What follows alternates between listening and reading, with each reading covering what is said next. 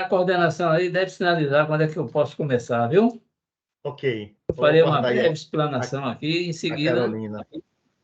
eu apresento o Vanderlei para ele dar curso ao evento. Mas antes disso, nós vamos ter aí Pronto, a participação da Carolina, isso. que Vou é, iniciar. que é da Diretoria de Desenvolvimento Profissional, né, Carolina? Exatamente. Vamos iniciar. Eu queria Pronto.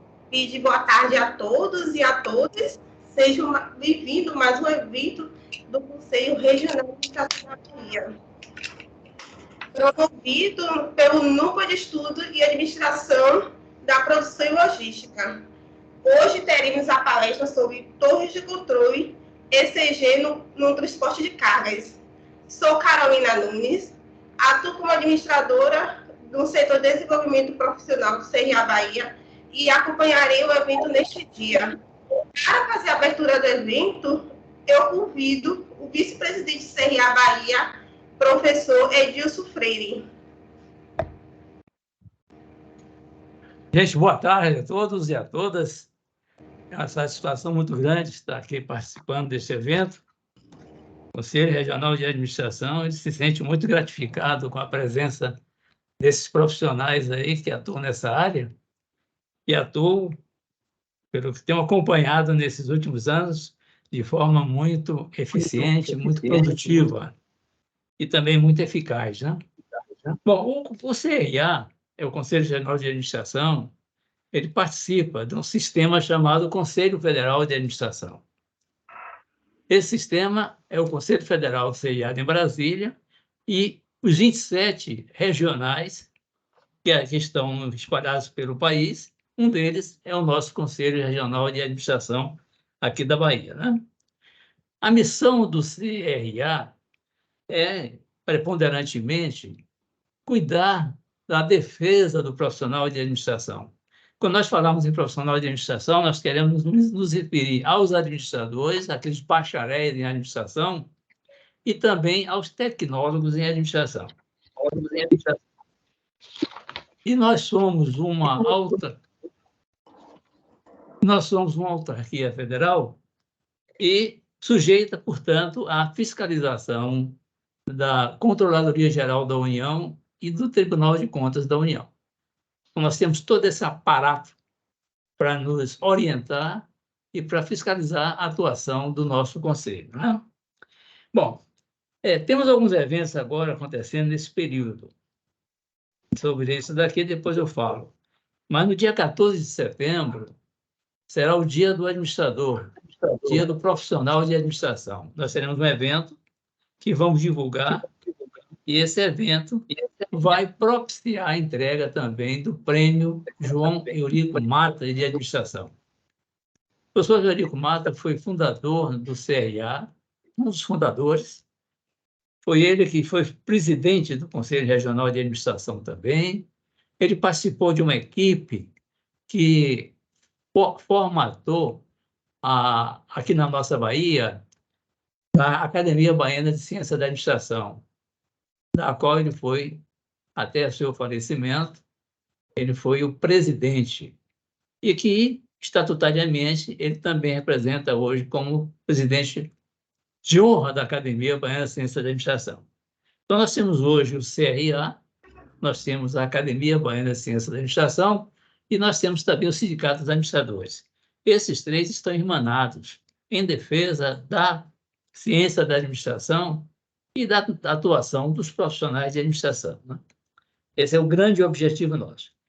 E o professor Eurico Mata, ele está sendo distinguido agora com um prêmio post-mortem chamado Prêmio João Eurico Mata de Administração. Esse prêmio, esse ano, é o primeiro ano deles, vai acontecer a cada 2 anos, nós vamos conceder méritos e um prêmio em dinheiro a artigos que serão apresentados ao CRA pelos estudantes de administração, pelos profissionais de administração. Esse artigo terá um prêmio de R$ 10.000 concedidos nesse evento do dia 14 de setembro. Além dessa modalidade de artigo, o Prêmio Joanico Mata também terá o Hackathon. Ano passado nós fizemos um Hackathon com o Conselho Federal de Administração, com um projeto belíssimo, e nós estamos repetindo esse ano, dentro do Prêmio Joanico Mata de Administração. Também o melhor Hackathon vai receber um prêmio de 10 mil. Ambos os prêmios no dia 14 de setembro, quando estaremos comemorando o Dia do Profissional de Administração. Então, nós estamos avançando muito nisso aí. Agora, teremos um evento em setembro da maior importância para o nosso sistema, que é exatamente o Encontro Regional dos Profissionais de Administração do Nordeste. E os 9 estados do Nordeste serão contemplados nesse evento, e a Bahia foi escolhida para sediar este encontro regional. Bom, junto a esse encontro regional de administração, nós vamos ter também um congresso interamericano de administração, que é uma promoção da Organização Latino-Americana de Comércio de Administração, e que atua também muito nessa área comercial. Bom, esse evento tem uma programação rica. Nós vamos ter a atuação durante praticamente os 3 turnos nos dias 25, 26 e 27 de outubro. Todos vocês vão receber essa informação. Nós estamos formatando uma programação para fazermos o melhor que pudermos fazer para divulgar esse trabalho que é desenvolvido não só pelo CRA da Bahia, como também pelos outros 8 CRAs existentes no Nordeste brasileiro. Bom, qual o tema desse evento? O tema desse evento, desse ERPA e desse CONAMERCO, que é isso que nós chamamos, ele vai contemplar desafios da administração na era da inteligência artificial. Nós estamos investindo muito em inteligência artificial. Tanto é que o nosso projeto que foi apresentado ao Conselho Federal de Administração, ele foi aprovado. A Bahia foi o único projeto, a única instituição que apresentou um projeto nesse porte, visando a inteligência artificial, e esse foi aprovado. Vamos receber inicialmente uma verba de R$170 mil do Conselho Federal, e nós temos uma equipe trabalhando dentro da Diretoria de Fiscalização e Registro, exatamente na preparação de todo deste material, que naturalmente vai propiciar a realização em outubro desse evento, que chamamos de Encontro dos Profissionais de Administração do Nordeste do Brasil, são os novos 9 nordestinos, e também do Congresso de Administração do Mercosul, que é patrocinado pela Organização Latino-Americana, que vai estar presente aqui na Bahia. Muitos dos seus dirigentes estarão presentes participando deste evento nos dias 25, 26 e 27 de julho. E hoje nós temos aqui, com a maior satisfação, a realização desta roda de conversa, que é promovida pelo Núcleo de Estudos em Administração de Produção e Logística, que é um dos principais núcleos de estudos ligados à Diretoria de Desenvolvimento Profissional daqui do CRA. Liderado essa diretoria pela professora e administradora Elisângela Julião Cardoso. Bom, este evento vai ter, naturalmente, a moderação do administrador e professor Vanderlei Menezes. Ele vai cuidar de fazer a apresentação de todos vocês que estão aqui participando disso, e, naturalmente, eu me inscrevi também para participar desta roda de conversa. Eu estarei do lado de cá acompanhando o desenvolvimento desse trabalho e desejando, em meu nome, como vice-presidente do Conselho Regional de Administração, em nome do presidente Márcio Ticica, em nome também da diretora de Desenvolvimento Profissional, a professora Elisângela Julião, nós estaremos aqui torcendo para o sucesso deste evento que está acontecendo a partir de agora. Vanderlei Menezes, a bola é sua, e vamos aí acompanhar esses brilhantes expositores que estarão aqui abrilhantando este evento. Muito grato pela presença de vocês e espero o maior sucesso na realização desta roda de conversa. Ok, professor Edilson. Boa tarde a todos, boa tarde aos participantes. boa tarde à mesa, boa tarde à diretoria do CRA, aqui representada pelo professor Edilson Freire, que eu tenho a honra de acompanhar já há algum tempo, nos apoiando sempre aí nessas iniciativas de estudos, né? E gostaria de iniciar apresentando quais são os objetivos do nosso núcleo, né? Os núcleos de estudo do CRA. Esses núcleos, ele tem como objetivos principais discutir aspectos de inovação. O professor Edilson já, inclusive, enumerou vários eventos aí ligados à inovação, com foco na área da administração. Também, como objetivo, promover debates sobre problemáticas organizacionais, né? Problemas que existem nas organizações, que trazem algum tipo de demanda para as organizações conseguirem resolver. Nós temos, digamos, um interesse e digamos assim, é um foco de estudo de trazermos esses problemas e de podermos estudar aqui nos nossos núcleos. Também incentivar a constante atualização dos nossos profissionais em administração da produção, desenvolvendo competências, conhecimentos necessários à sua empregabilidade e trabalhabilidade, né? Porque a gente sabe que hoje a tão importante quanto a empregabilidade é a trabalhabilidade, onde a gente pode ver as inúmeras oportunidades do empreendedorismo. E, por fim, não menos importante, produzir publicações com temáticas atuais e de interesse. Inclusive, recentemente, né, o próprio professor Sérgio, que está aqui presente, ele nos deu a honra de ter um artigo dele publicado na nossa revista. Tá? E também o nosso núcleo trabalha exatamente na produção científica, porque nós temos esse merge não somente entre as empresas, com os organismos, com o governo, mas também com a academia. Nós temos, inclusive, mestres e doutorandos participando dos nossos núcleos de estudo, exatamente buscando fazer esse merge com que a pesquisa possa se transformar em aplicabilidade. Então, esse também é um dos objetivos do nosso núcleo. Eu aproveito a oportunidade para convidar todos vocês a fazerem parte, que estão aqui presentes, a fazerem parte dos núcleos de estudo do CRA, incluindo esse aqui, que está apresentando essa mesa redonda hoje, da administração da produção e logística. E o nosso pessoal de assessoria estará disponibilizando no chat para vocês os links necessários nas nossas redes para que sejam feitas as inscrições. É gratuito, não é um trabalho voluntário, não existe custo para participar desses núcleos. Bom, a nossa mesa redonda, nossa mesa de conversa hoje, ela está sendo abrilhantada com 3 palestrantes, né? Pessoas assim de conhecimento notório na área de logística, seja na área empresarial e na área acadêmica.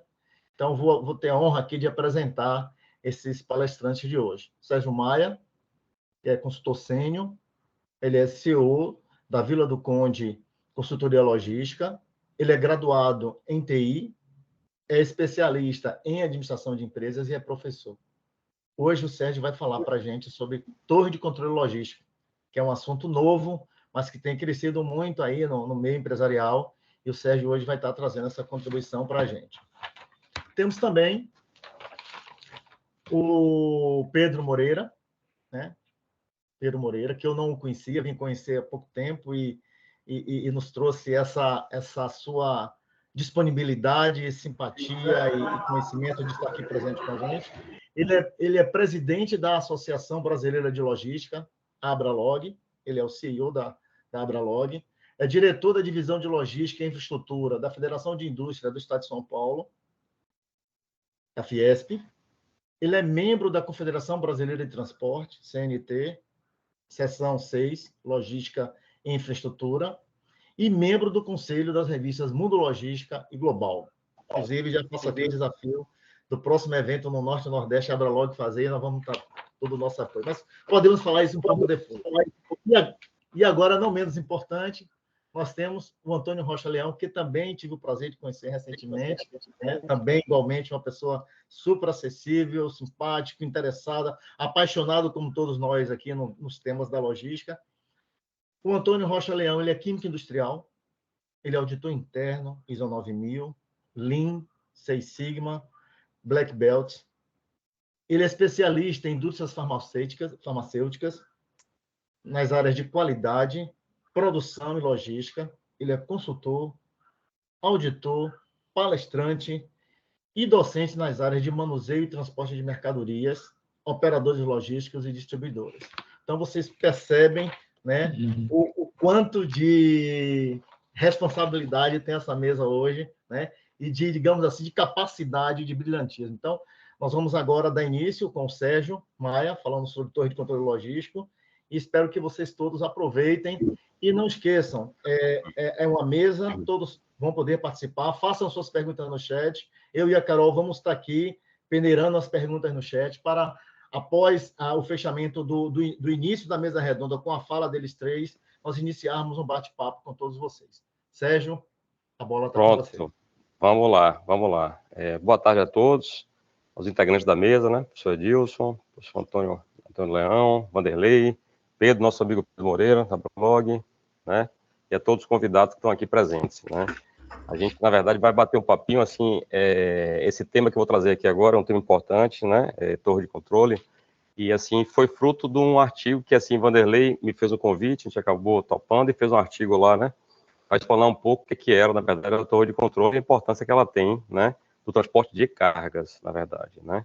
E aí eu vou tentar abrir aqui a apresentação, Vanderlei, acho que vou por aqui, né? Vou compartilhar a tela. Se der um probleminha aí, que a gente teve um probleminha técnico hoje mais cedo, mas acho que vai dar certo aqui. Compartilhar. Ela está aqui. Você só me fala se estão enxergando aí. Já conseguiu chegar aí?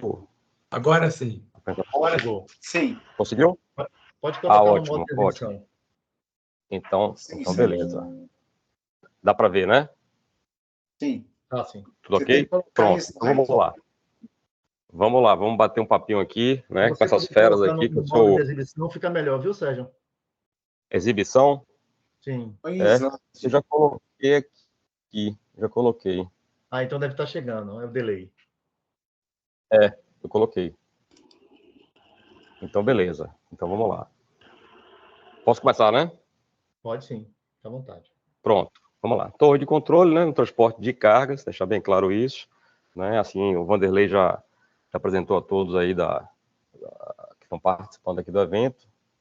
Então, aqui, só um overview rápido aqui, para onde já passou, né? Assim, a gente está sempre aprendendo. Eu acho que nosso desafio hoje, realmente, né? É desaprender para aprender cada vez mais. Eu acho que é uma coisa muito importante, né? A gente, né, ter esse ponto de vista. Então, já são 25 anos aí de logística. Já entrega um pouco minha idade, né? Falando desse tempo todo. Entre projetos, consultoria, operações logísticas, né? De armazenamento, muito tempo, né? Varejo, supply, transporte de cargas, né? Então, assim, a gente também teve uma participação, a gente, como professor de logística também, né, em faculdades e na intralogística também, né, em algumas operações. Escrevo alguns artigos, escrevo e aprendo alguns artigos também, alguns portais, alguns jornais aqui de grande circulação da região, né. A própria blog me dá espaço para a gente escrever algumas coisas aí que a gente acha interessante para compartilhar conhecimento, né, e assim, algumas passagens assim que eu pontuei aqui de algumas empresas que eu já trabalhei, na verdade, né, eu fiz projetos. Né, a Cobra Computadores, que é do Banco do Brasil, né, TV Bandeirantes, que foi da parte supply, na época lá, Fundação Zé Silveira, quem conhece aqui da Bahia, né, que administra o Hospital Santa Amaro, né, a Celira Transportes, eu mexi na época com combustíveis, né, Shell S. White Martins, fui sócio da transportadora de cargas também por um período, né, a Log Cargo, que é a parte aérea, fui do G Barbosa, né, que é o Seconsud, que é um dos maiores varejistas hoje do Brasil, né, assim, é um dos maiores players do mundo, né, que é o Seconsud, né, tive a oportunidade de ser gerente Nordeste aí da parte de cargas secas, né, na verdade, atendendo aí as lojas todas do grupo, né, fui da parte da mobilidade urbana, a gente foi se aventurando um pouco, né, a desaprender um pouco para aprender um pouco sobre mobilidade urbana, uma grande empresa que foi a Tembice, né, que é ligada ao Banco Itaú, né, fui da Total Express também, né, fiz um projeto lá bacana na época de Last Mile, na parte de e-commerce, que eu acho que é um dos setores hoje que mais cresce, que as empresas e governos têm que se preocupar realmente, né, em atuar, que cada vez mais está mais forte isso aí. E na Plumatex Colchões também, né, que eu atualmente também faço um projeto na Plumatex Colchões, né, empresa É a segunda maior empresa de colchões daqui da América Latina, atrás apenas da Ortobon, né? E aqui, botei meus contatos aqui embaixo, né? E-mail, telefone, está à disposição, com zap, com tudo. Mas assim, basicamente eu vou me Os slides não estão passando não, viu, Sérgio? Não estou passando não? Eu estou ainda onde tem Sérgio Maia, está passando aí? Não chegou aqui. Não chegou ainda não? Está na torre? No primeiro slide. Então tá bem lento. Você quer conduzir daí, Vanderlei? Porque assim, eu não sei se é a internet aqui que eu estou no segundo aqui já. Pode? Se você então eu vou interromper aqui. Eu vou interromper o meu. Eu acho que é a internet aqui, porque a gente tem alguns códigos aqui. E compartilha por aí, é melhor. Vamos ver aqui, vou compartilhar, hein? Só. Tá. E a gente tem uma parte aqui que não pode, né, entrar na parte da rede da empresa. Aí tem que... Pronto, pode subir para o 2. Vai para o 2. Chegou aí? Chegou. Só faz expandir. Só um momentinho. Isso. Só descer mais um, tá beleza. Joia. Desce mais um. Eu tava no outro lá. Volta um, por favor. Vai ficar essa... Volta um. Isso, beleza. Então, assim, minha paixão por logística, aprender, gestão de pessoas, né, trocar experiências. É o que a gente está fazendo aqui, né? A gente está mais aprendendo do que ensinando assuntos de logística, na verdade. Pode passar, Vanderlei, por favor.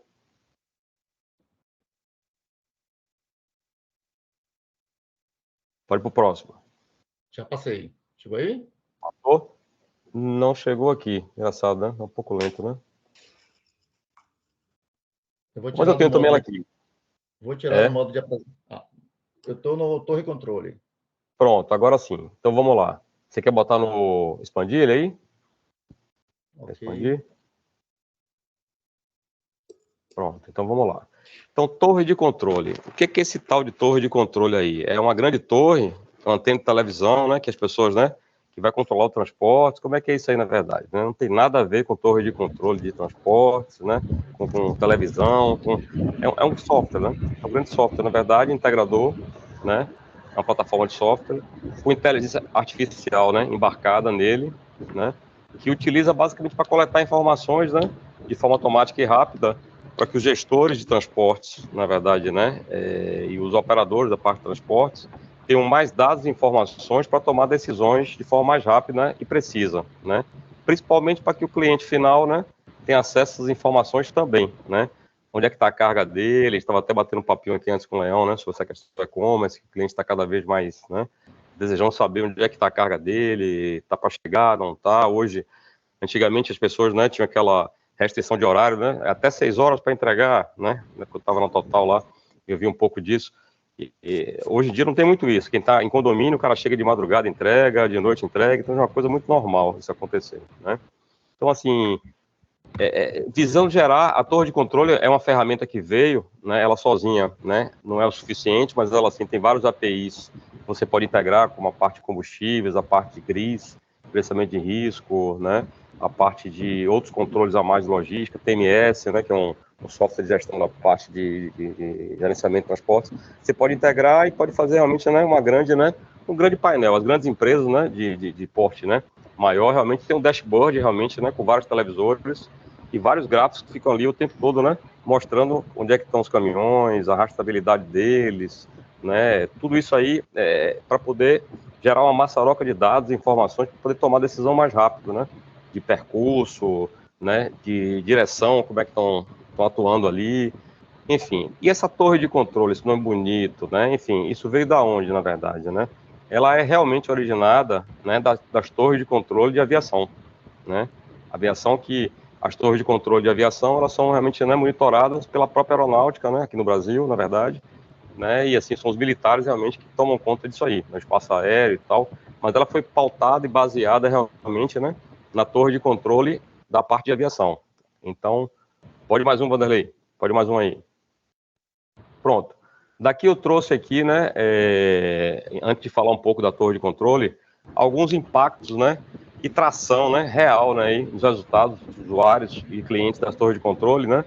Eu trouxe alguns cases de algumas empresas, uma fonte aberta, né, o site da Routize, né. Então, assim, eu vim com a Light aqui, né, só no uso das torres de controle, né? Então a Light, né, ela declara que realmente, né, teve 20% de aumento de eficiência operacional, né, 20% de redução da distância. A Light, para quem não conhece, é uma operadora da parte de energia, né, elétrica, né, opera alguns estados do Brasil, não na Bahia, né.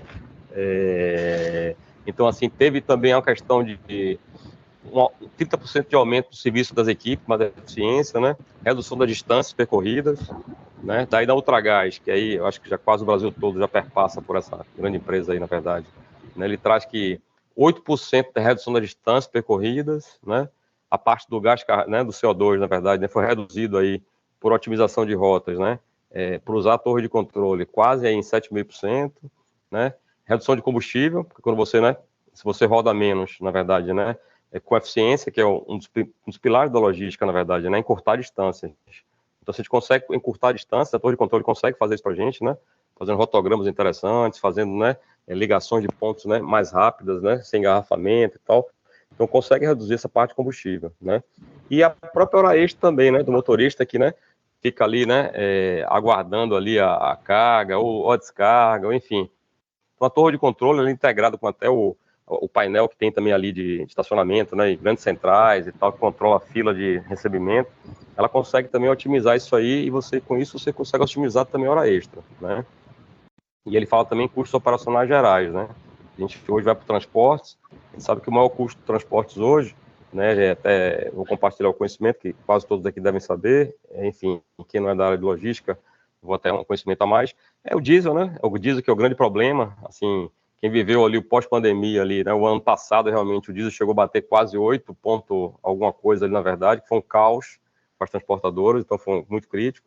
Depois a gente vem com pneus, né, pneus e pessoal, né, equipe na verdade, então sendo que o diesel é o top, né, é o top zero aí, né, dos custos, né, o S10 e o S15, né, o S10 é menos enxofre, menos poluente, o S500 um pouco mais barato, mas ele é mais poluente, caminhões 6 cilindros, caminhões mais antigos, enfim, que usam esse combustível, né. E a Royal Canin, que mexe com essa parte de alimentos para, né, os pets, né, enfim, ela fala que teve a questão do prazo de entrega foi melhorado, né, o prazo de entrega final foi melhorado com né, essa questão da torre de controle e uso, 6% de redução do quilômetro rodado, né, 33% de satisfação do cliente, que é quem paga essa conta toda aí, na verdade, né? Então, isso é fundamental. Então, assim, o ganho é bem significativo, estou falando de quase um terço, né? Isso aí.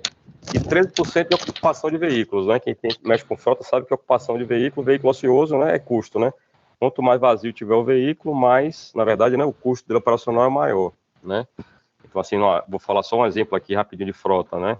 Então, as grandes frotas do Brasil, elas exigem pelo menos que o motorista rode ali por dia em torno de 600 quilômetros, mais ou menos é uma quilometragem razoável para atingir a questão de horas, né, na CLT e tal, dos motoristas, as regras, estão tendo até regras novas agora, que a STF está mexendo um pouco nisso aí, até adentrou um pouco nessa área que estava até um pouco harmonizada, mas o STF entrou um pouco nisso aí, né, e então, assim, é importante, né, você vê, o caminhão rodar 600 km num dia, se ele roda aí 20 e poucos dias no mês ou até mais, então imagine a poluição que isso pode gerar, né, enfim, o desgaste.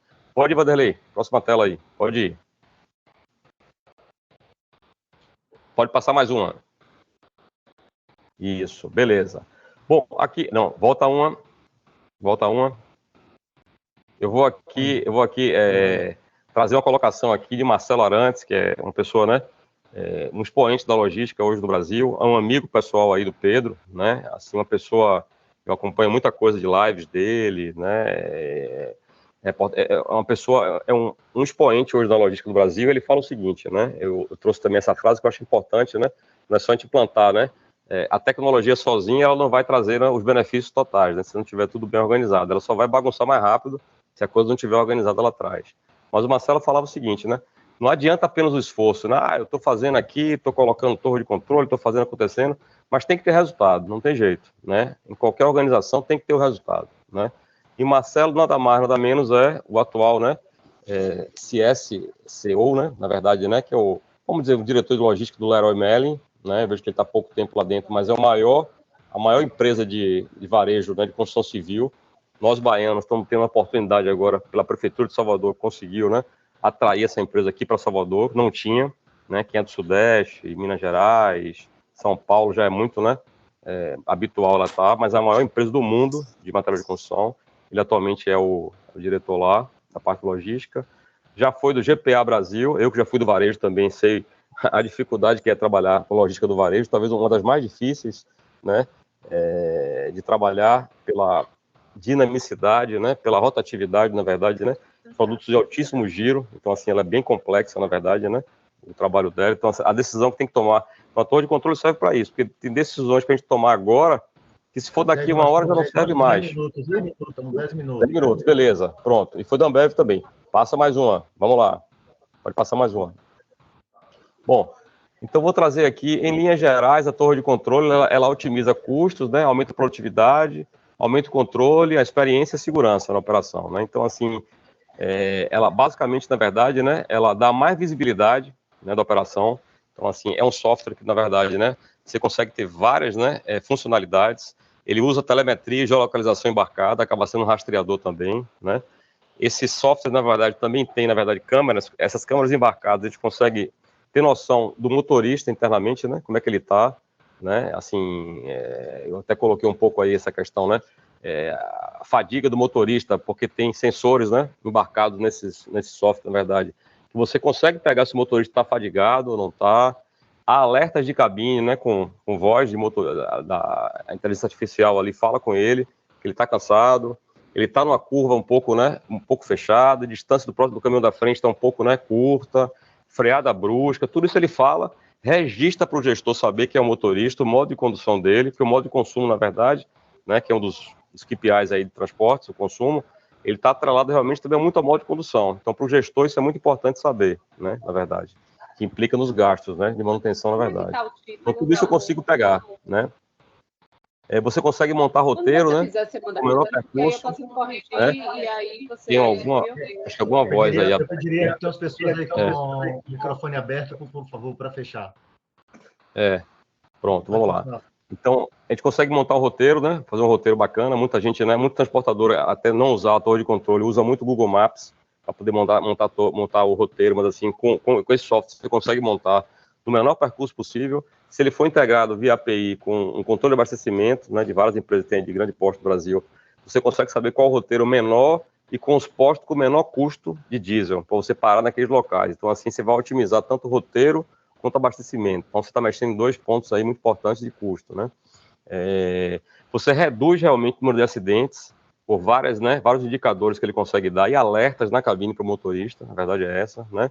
Você consegue criar cercas eletrônicas, né? Você consegue ver aquele mapa todo ali, né? Onde os caminhões estão, na verdade, os veículos. Pode ser, falo caminhão, mas pode ser carro de menor porte também, né? Então, assim, você consegue criar cercas, por exemplo, estou numa fábrica, né? Uma fábrica de colchões, por exemplo. Então, entrou caminhão na garagem, eu sei que entrou na garagem, né? Estou sabendo quem foi que entrou. Como eu posso também limitar a entrada dele em alguns locais de risco, como Rio de Janeiro, por exemplo, talvez seja um dos piores lugares do Brasil hoje para poder você transportar cargas, né? Pela questão dos roubos, né? Assaltos, enfim, né? Então, tem locais que não pode, então o gestor fica sabendo. Ele orienta, mas ele monitora. Aquele negócio, né? O controle e comando ali sendo feito, né? On time ali, né? Há um suporte também, né, na central, né, para o motorista, porque ele acaba tendo interação, né, por voz também ali com o pessoal que está na torre, né, aqui está com algum problema, teve engarrafamento, o que eu posso fazer, enfim, pede apoio, tive um acidente e por aí vai, né. Eu falei um pouco de produtividade motorista, né, que o target aí, 600 km por dia é um mínimo aí bem aceitável em transportadoras. Você pode limitar a velocidade do caminhão ou do carro pequeno, entendeu? Ou limitar mesmo na ponta para ele não andar, né, dependendo da tecnologia que esteja embarcada, ou você saber os alertas que ele passou, que às vezes o caminhão está limitado a velocidade, mas às vezes ele na descida e precisa descer embalado para subir depois um pouco mais, né, pesado, descer um pouco, subir um pouco melhor, né. Aí você controla a direção distraída, que eu já falei um pouco, né, freada brusca, modo de condução, enfim, né, e as próprias paradas para descanso também, né, que você tem que saber a jornada do motorista, que ela tem um interstício de 11 horas ali que tem que ser feito realmente, e você tem que saber até quando é que pode parar. Algumas transportadoras, como combustíveis, por exemplo, as de combustível, chega a 18 horas, você não pode mais rodar, é proibido rodar por uma questão de risco realmente, né? Então eles têm que saber se o cara está cumprindo essa regra ou não. Pode passar, Vanderlei, pode na próxima aí, para a gente também não tomar muito tempo. Pode passar mais uma, ótimo. Bom, Aqui eu falo de outros controles também, que você tem... Hoje você tem já softwares, na verdade, né, que você pode botar via API dentro da torre de controle, de um controle de multa, porque antes você ficava esperando de forma passiva chegar a multa até você. Você tem alguns softwares hoje que vocês rastreiam todas as multas de todos os caminhões em qualquer parte do Brasil automaticamente. Em qualquer esfera, municipal, estadual, federal, DENIT, o que for, você já rastreia e já pega online aquela multa ali, para ter o controle disso aí. Você consegue integrar isso na torre de controle para ficar mais fácil também, né? Previsão de engarrafamentos, até você está na rota que o motorista está indo, você pega como se fosse um Waze também ali dentro. Você quer saber em quanto tempo ele vai chegar no destino final, você consegue ter esse acesso na torre de controle, né? O checklist, porque assim, os motoristas geralmente na torre de controle também tem um aplicativo, né, na sua mão. Todo o roteiro que ele vai fazer, o que ele tem que, né? Hoje já estamos num momento que assim, o motorista ele é chamado 2 horas antes de embarcar, para chegar ali no caminhão, já com tudo pronto, a viagem aberta, dinheiro na conta dele para ele viajar, tudo equipado, diesel no caminhão, né? E tem umas equipes que ficam nos pátios, que já aprontam tudo, bota a carga, confere a carga, ele só chega para embarcar, né? Bom, você também pode setar o KM, né? Quando você seta, você tem ideia da inteligência artificial que esse software tem, você, por exemplo, pega um caminhão aí, né, uma Tego aí, 27, né, 28, enfim, né? Um desses caminhões aí da Mercedes, e seta a quilometragem dele, tá com 48 mil quilômetros, um carro bem novo, né? 40 mil quilômetros para caminhão é bem novo. A proporção que ele vai andando por geolocalização, você vai, na verdade, né, incrementando o odômetro dele. Então você vai saber que daqui a 25 mil quilômetros, ou 30 mil, dependendo da companhia, que tipo de óleo você usa no motor e tal, você já tem que fazer aquela troca, né? Teoricamente o motorista é obrigado a fazer esse controle no checklist, mas na torre de controle você consegue, né? O caminhão andando, sem você estar no caminhão, você consegue enxergar o odômetro dele. Então, assim, é fantástico, né? E uma roteirização mais eficiente. Outro ponto muito importante, que eu falo também da torre de controle, é que a gente, na verdade, né, usar os indicadores, né? As informações, os dados que estão da torre de controle, usar como KPIs realmente, né? KPIs, né? É o consumo de combustível, né? Quanto é que eu estou, na verdade, quantos quilômetros eu estou rodando, na verdade, né? Versus, né? Minha carga transportada. Então, assim, tudo isso serve também para extrair dados na medição aí, né? Dos KPIs do transporte de cargas.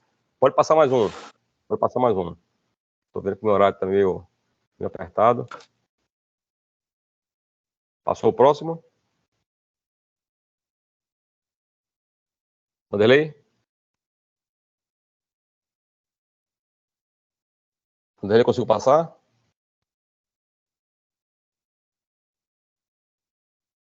Vanderlei? Não estou ouvindo. Isso, bacana. Beleza. Estão me ouvindo, né? Pronto. Aí daqui vai uma dica também, né? Ficou um pouco, né? Poder expandir, beleza. Mas fica uma dica que é o seguinte, que eu estava falando um pouco lá atrás. Não é só automatizar, entendeu? Isso aí eu acho que é muito também da administração de empresas. Eu, como sou um pouco mesclado, né, em tecnologia de informação e administração de empresas, né? Então, assim, a gente, né? Tudo começa do processo. Se você não tem um processo bem definido, né? Bem ajustado, ali, né? Muito claro, você só vai botar um software desse para dentro, né? Uma torre de controle dessa fantástica, né? E vai bagunçar tudo mais rápido, entendeu? Somente isso. Então, antes de você partir para fazer isso, né? Analise seus processos logísticos, né? Uma parte de frota, né? Controle de pneus, né? Controle de direção, enfim, né? Regras internas, todos aqueles POPzinhos têm que estarem montados ali antes de você implantar. Minha sugestão, qualquer tipo de, na verdade, né? De tecnologia, se for colocar, você fazer os POPzinhos ali, né? E montar realmente um encarte sobre isso aí. Acho que é muito importante. Aí eu trago alguns benefícios, eu posso até depois disponibilizar, Vanderlei, o material para todos aí, quem quiser pegar, não tem nenhum problema. Pode passar mais um ano. Passar mais um ano. Bom, aqui eu trago, né, estou quase acabando aqui já, algumas sugestões, né? Como eu falei, a torre de controle é um software, né? Na verdade, que ele centraliza informações de logística, na verdade, né? Visando gerar dados e informações para tomar decisor de logística, o gestor, o diretor, enfim, o que é que seja, né, atuar. Então, a gente tem aí, eu tenho mais experiência com 2 desses softwares, na verdade, que é o Coble, né, que é de São Paulo, uma startup que começou e teve muito aporte de capital, muito bom esse software, realmente, muito bom, realmente.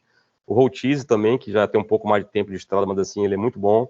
Então, assim, fica as dicas da internet, estou até dando propaganda aqui, mas acho que são softwares bons. E o Infleet, que o Infleet é um software até baiano, que é até uns universitários daqui de engenharia mecânica, aqui da Bahia, tiveram um aporte recente também aí, é um software que vale a pena, né? Você também, né, dá uma investigada. Então, aquele negócio, né? Para cada empresa cabe um tipo de, né, de sugestão de software, na verdade. Cada um tem um custo, depende do bolso de cada empresa, né? Mas assim, são 3 sugestões. Eu acho que é importante trazer também para vocês. Pode passar mais uma. Pode passar mais uma. Então é isso aí. Então eu fiz um overview rápido. Quem quiser saber um pouco mais da gente aí, né? Tem um artigo aí que a gente, na verdade, né? Publicou no CRA. Tem vários artigos publicados também na internet aí. Fica meu e-mail, telefone aí com o Zap, né? Na parte profissional. E fica à disposição de vocês aí. Então vamos dar sequência aí. Eu acho que o Pedro é o próximo, né? Vamos dar sequência aí. Sérgio, Oi. Sérgio, eu tenho uma curiosidade. Pode falar, professor Gilson. Eu vi aqui, Sérgio Maia, consultor de logística, Vila do Conde. Consultoria Isso. Vila do Conde de logística. Por que Vila do Conde, Sérgio? Por que Vila do Conde? Porque a terra de meu pai lá em Portugal. É a região de meu pai. E aí foi uma homenagem que eu fiz a ele, na verdade, né? Então, Vila do Conde é uma região lá em Portugal que congrega vários locais. Seu microfone Sumiu o fechou. som. Você fechou o microfone. O microfone fechou, Sérgio. Seu microfone fechou. Pronto. Então, é isso aí, realmente uma homenagem à região lá de Portugal, Vila do Conde, né? Que tem vários locais, várias freguesias. Meu pai é de Fajós, né? Na região de Vila do Conde, Guimarães, toda aquela região dali. Agora, uma coisa boa, viu? O meu avô nasceu lá também, viu? Então somos conterrâneos, somos patrícios. E já estou com uma programação para ir conhecer Vila do Conde, viu? Pode ir lá, a parte norte, né? Eu tenho uma vizinha aqui que está vendendo a casa e vai morar em Vila do Conde. Ela e o marido. Vila do Conde é uma região, né? Que tem várias freguesias ali. O pessoal fala que o pessoal do norte é quem trabalha. O pessoal do sul lá, Lisboa e tal, que vai curtir um pouco mais a coisa, né? Mas assim, né? Fora a brincadeira, o norte é muito, né? Trabalhador, né? Você já requeriu a cidadania portuguesa? Eu sou. Tenho. Já tem, né? Tenho algum tempo, tenho cidadania já.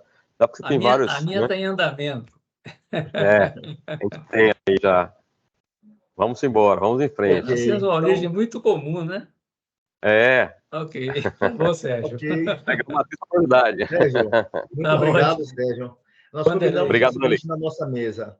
A gente coloca os tópicos, faz os highlights dos tópicos, e aí depois as pessoas podem e devem participar aí. Coloquem as perguntas de vocês no chat, que depois eu e a Carol vamos estar pegando as perguntas, e aí no último bloco a gente vai fazer esse bate-bola aí com os 3 profissionais. Bom, agora a gente vai vamos conversar um pouco aí com Pedro Moreira, né? Ele vai falar aí sobre o ESG, o que é esse ESG que todo mundo fala, né?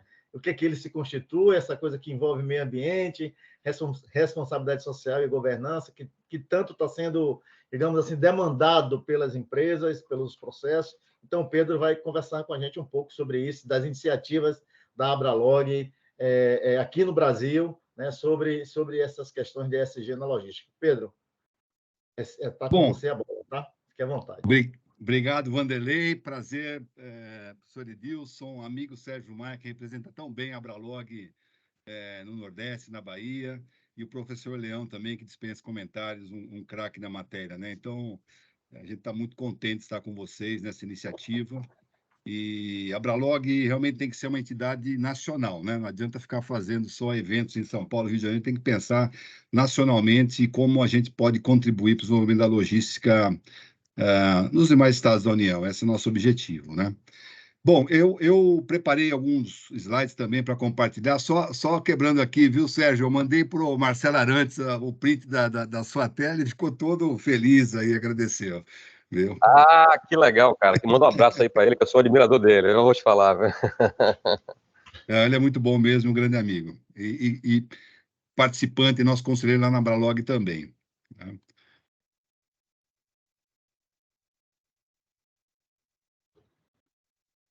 Estão vendo? Chegou aí. Okay. Chegou? Ok, chegou aqui agora, chegou bem.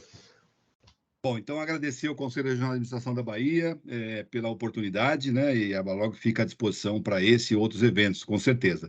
Eu separei 3 pontos aqui. Primeiro, falar um pouquinho da entidade, um pouco das mudanças globais e panorama da logística no Brasil. E, como o Vanderlei comentou, né, aprofundar um pouquinho na logística e agenda SG, e, obviamente, isso vai ser tema do nosso bate-papo depois das apresentações. Bom, a Bralog, hoje, a gente diz que é um grande fórum, né, de integração entre as diversas elementos, atores da cadeia de suprimento, né? Nossa visão é disseminar conhecimento, tendências, práticas, né? Essa é a nossa missão. Nós temos hoje um fórum que a gente chama um ecossistema da logística, são quase 150 empresas associadas, né? Então, nós temos lá os diversos setores da economia, do setor da logística, transporte, modais, tecnologia, movimentação, armazenagem, embalagem, softwares, enfim, todos os atores que fornecem solução para a logística das organizações. E, do outro lado, nós temos os embarcadores, né? Aqueles que utilizam a logística no dia a dia. Então, temos aí o comércio eletrônico, nós temos o varejo muito bem representado, indústrias, então, Caterpillar, Carrefour, GPA, Leroy Merlin, Lojas Renner, enfim, grandes players, né? Então, essa é a nossa missão, divulgar a logística, difundir a logística, as melhores práticas e também gerar oportunidades de negócio para todos os associados e mercado, né? Como é que a gente materializa isso? Então, nós temos um aí que é fantástico, são os comitês temáticos. O comitê, hoje, nós temos 8 comitês temáticos da entidade, que cobrem vários temas, e esses comitês, obviamente, têm sua agenda mensal, com os temas, as bandeiras. Então, nós temos lá o comitê de e-commerce, comitê da cadeia do frio, logística farmacêutica, gestão de pessoas, nascendo agora, foi comentado ali, né, a reforma tributária, né, o comitê jurídico, né, como é que vai impactar essa reforma, uma grande discussão no planejamento logístico das organizações, na malha logística das organizações. Nós temos a tradicional Conferência Nacional de Logística, que acontece junto com a Intermodal, sempre final de fevereiro, começo de março, o Prêmio Abralog, que é conhecido, seminários, mesas redondas, cursos em companies, a academia é muito valorizada na Abralog, a academia tem 3 assentos no conselho, a gente respeita muito a academia, né? A academia é importantíssimo estar nas discussões, nos debates com a iniciativa privada, né? Assim que a gente gera aí conhecimento também, desenvolvimento desse conhecimento nas organizações. Visitas, circuito da logística, missões técnicas, enfim, várias atividades, depois eu compartilho o material com vocês, e a Bralog também é filiada à Confederação Nacional dos Transportes, que é, na realidade, a entidade máxima, na nossa opinião, em termos de América Latina, sobre o tema. Tá? Então, basicamente é isso. Mudanças globais. A gente destacou 3 pontos aqui, e o primeiro deles é a nossa capacidade de lidar com essas múltiplas crises, né? Covid, guerra na Ucrânia, os impactos subsequentes, né, que na cadeia de suprimentos, as disrupções, impactos econômicos, a parte energética, impacto trabalhista também, e a gente diz que isso está criando no profissional da logística, na maioria dos profissionais, óbvio, a resiliência, né, o darwinismo, a capacidade de a gente se adaptar e buscar soluções, né? E a gente viu isso muito na pandemia. E essas 2 características vieram para ficar, acho, entendo, na capacitação e no dia a dia dos profissionais, né? Urbanização, que é outro tema importantíssimo, né? A gente participou recentemente de uma reunião da OECD para falar um pouquinho de logística urbana, né? E a preocupação da logística urbana não é só no Brasil, mas em todos os países do mundo, né? E temos aí 68% da população mundial vivendo em áreas urbanas até 2050. O Brasil já tem 85%, né? E chega logo a 90%. E no Brasil nós temos 50% da população brasileira concentrada em 317 cidades, né, versus aí 5 mil e poucos. Então, nós temos aí um grande desafio da urbanização e como é que a logística ajuda a fazer o abastecimento, a viabilizar o comércio eletrônico e todos os outros modais aí de entrega, né? E, sem dúvida, o e-commerce, que é ainda o destaque, né?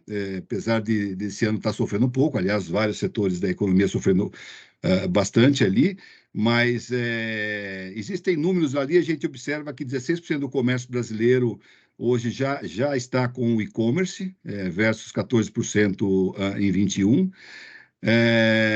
Lá na entidade, a gente faz algumas projeções com os experts do setor, né?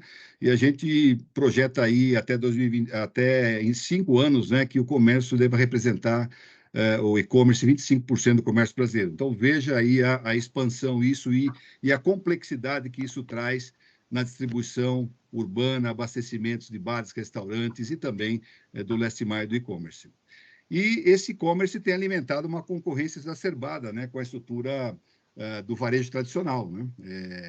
Hoje você precisa trabalhar com a omnicanalidade, você precisa saber administrar tanto o comércio online também como o comércio físico. Então, isso está gerando aí uma série de oportunidades. A gente sempre diz isso, né? Temos oportunidades aí para as empresas do setor a explorar esses desafios. Então, esses são três grandes mudanças globais que a gente sinaliza. Em termos de logística no Brasil, a gente tem observado uma consolidação do transporte de operadores logísticos, né? O setor ainda é muito fragmentado, você tem uma noção, apenas 7, 8 operadores logísticos, aí os grandes, né, representam apenas 10% do total potencial do mercado. Então, ainda é muito fragmentado, tem muitas empresas, e a gente acredita que essa consolidação deve acontecer nos próximos anos. Em termos de supply chain, eu acho que essas crises que a gente comentou gera realmente aí uma redefinição das organizações em termos de suprimentos, né? Em termos de globalização e buscar operações de reshoring, nearshoring, friendshoring, quer dizer, trazer para perto da sua operação esse abastecimento. Então, as empresas hoje estão bem focadas em reavaliar esse balanceamento, né? Esse é um tema também palpitante ali. Digitalização e tecnologia, tivemos aí a bela apresentação do Sérgio, né? Quer dizer, hoje não é questão de querer ou não, é pré-condição. E é impossível hoje você desenvolver logística de alta performance sem ter tecnologia. Isso é pré-requisito. Então, as empresas, mais do que nunca, têm que entender, têm que buscar alternativas e, obviamente, foi comentado pelo Sérgio, né? Analisar processo, melhorar processo, depois aplicar a tecnologia. Então, esse é um tema também importante. Colaboração é outro também. Nós sempre tivemos muita dificuldade no Brasil em compartilhar conhecimento, né? A gente via isso, a dificuldade de integração vertical, integração horizontal entre os elementos, né? E a pandemia quebrou isso, né? A gente viu empresas colaborando, concorrentes conversando. O Brasil não teve problemas de abastecimento, se vocês se recordam, né? Não tivemos falta de alimentos, enfim. Houve, sim, um esforço muito grande das empresas em trabalhar colaborativamente, e isso vem ganhando corpo no dia a dia, que é fundamental para falar em ESG e falar em outras boas práticas no setor. Redução de ociosidade, gente, isso é um tema muito importante. A gente fala muito em aumento de frete, diesel e tudo mais, mas o Brasil tem um potencial de reduzir ociosidade em várias cadeias de suprimentos, né, através da colaboração.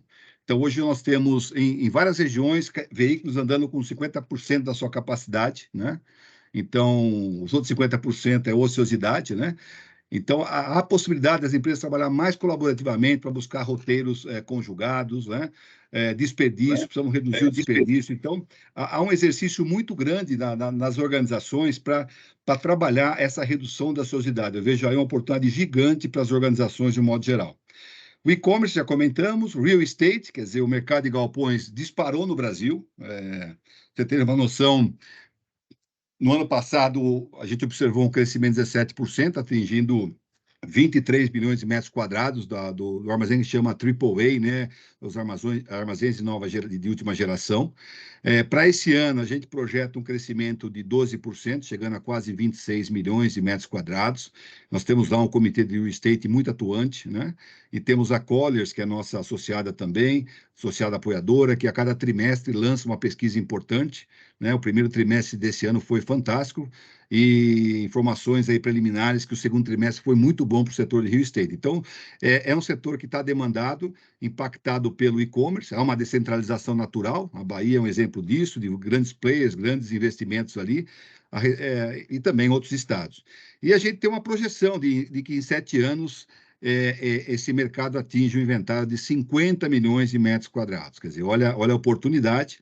e um potencial, aí pensando em mais tempo, de 100 milhões de metros quadrados. Só para vocês terem uma noção, nós temos um acordo de cooperação com a Filog, a Associação Francesa de Logística, né? E na França, esse inventário hoje é na faixa de 70 milhões de metros quadrados, né? Eles medem lá 1 metro quadrado por habitante, né? Ele tem essa relação. Na Espanha, com um país menor, quase 40 milhões de metros quadrados. Então, esse é o mercado para a gente ficar atento, vai crescer bastante, é um mercado em expansão, não é um mercado em retração, em rebalanceamento ou recuperação, é um mercado em expansão, sem dúvida alguma. Realizamos recentemente uma pesquisa também com a Filog, avaliamos aí os impactos pós-pandemias, mais especificamente para o setor de real estate, né? Esses são os principais desafios para os desenvolvedores, proprietários, construtores e investidores. Quer dizer, encontrar espaço em áreas periféricas, nos centros urbanos e nas áreas urbanas. Hoje existe um grande desafio de você buscar espaços para fazer o last mile, né? Então, várias empresas do setor estão investindo no retrofit, né? São estabelecimentos antigos, fábricas, investindo e tornando aí uma espécie de hubs urbanos. Então, essa é uma tendência também. Há uma elevação nos custos de espaço, materiais, energias, carência de mão de obra, acho que foi comentado isso, né? O setor sofre muito com a carência de mão de obra no setor de real estate. E outro tema mais administrativo, envolvendo os governos, né, atraso nos processos administrativos para aprovação e licenciamento, né? Isso tem casos aí que você espera 2 anos e pouco para ter uma autorização para começar a construir. Então, é um trabalho que precisa ser feito aí também para tornar mais célere essa parte de aprovação. Bom, outros 2 tópicos. Logtex, o Brasil é um dos países que mais gera startups no setor da logística, né? Brasil e Índia. Nós tivemos com um especialista americano recentemente e ele afirma que a qualidade das startups brasileiras é fantástica, né? Obviamente, o setor tem sofrido nos últimos anos, né, em função da crise, mas nós temos ótimas startups, grandes soluções. E elas são uma forma efetiva de fazer com que as grandes empresas busquem soluções mais rápidas, implementem soluções mais rápidas, né, se tornem mais ágeis. Então, esse também é um segmento importante que deve seguir crescendo. Em termos de ISG, algumas reflexões, né? Veja aí, 50% do PIB mundial, aproximadamente, é dependente da natureza dos seus serviços. Quer dizer, essa é uma realidade, né? Há hoje um risco claro da finitude de recursos. O tema meio ambiente começou a ser discutido na Conferência da ONU em 72 de Estocolmo, né? Lá, aí você teve algumas evoluções, chegamos no Triple Bottom Line, tivemos aí várias iniciativas globais, e hoje é um risco iminente. Nós temos um risco de finitude de recursos, né? Então, a pergunta hoje não é o que é ESG, mas sim por que ESG. As empresas precisam refletir sobre isso no seu dia a dia, né? Está passando aí? Sim. E você tem aí o que a gente chama, o que era antagônico antes, quer dizer, o ganho de performance, reputação, geração de valor para os acionistas, começa também a ter aí a necessidade da governança e responsabilidades externas, tanto a social como ambiental. É que o engenheiro economista famoso Klaus Schwab diz, né? É o famoso capitalismo de stakeholders. Você tem que ter os 4 atores trabalhando conjuntamente, quer dizer, os governos, a sociedade civil, as empresas e as comunidades internacionais, né? ONU, OCDE e tantas outras importantes. Então, isso é uma necessidade para fazer valer esse capitalismo de stakeholders. Bom, em termos de logística, a gente observa na associação, né, e a Abralog é um bom reflexo disso, né, um crescimento do comprometimento das organizações pelas práticas sustentáveis. Então, há uma discussão forte em combustíveis alternativos, e aí tem vários que a gente está sinalizando, o híbrido, GNV, biodiesel, biogás, enfim, veículos elétricos, e também o hidrogênio, que é uma tendência espetacular no médio e longo prazo. Uma atenção muito grande dos associados, que é o Total Cost of Ownership e retorno do investimento. Ainda nós temos um problema, você pega veículos elétricos aí, em média, 3 vezes o valor do veículo convencional. Quer dizer, há sim uma necessidade de práticas de ESG, mas isso precisa ser equilibrado em termos de retorno no investimento, né? Outro ponto importante, oferta de veículos, marcas e modelos e escala de fabricação. O Brasil ainda tem carência nisso, as grandes montadoras ainda miram muito Europa, Estados Unidos, Ásia, né? Então, nós precisamos despertar também esse interesse no Brasil e que o governo brasileiro também estimule o uso de combustíveis alternativos, renovação de frotas e tudo mais, né? E também a infraestrutura de postos de abastecimento. Você tem hoje problemas de abastecimento de GNV, de elétrico, biogás, em várias regiões do país. Então, isso dificulta a implementação de soluções aí sustentáveis para o transporte. Está passando aqui, está um pouco lento. Vocês estão vendo? Educação. Esse é um tema fundamental. Eu acho que aqui nós temos uma grande avenida para percorrer, né, na educação, com relação a consumo consciente, a práticas de redução de desperdício, reciclagem e embalagens retornáveis. O Brasil, a gente comentou sobre a prática da ociosidade, né? Mas há uma necessidade de redução de desperdício, há uma possibilidade que as empresas trabalhem colaborativamente para reduzir esse desperdício. Em termos de matriz elétrica, a nossa matriz ela é uma matriz limpa, né? Quase que 78%, 77% da matriz aí, ela é uma matriz limpa, ou hidráulica, biomassa, eólica, solar, né?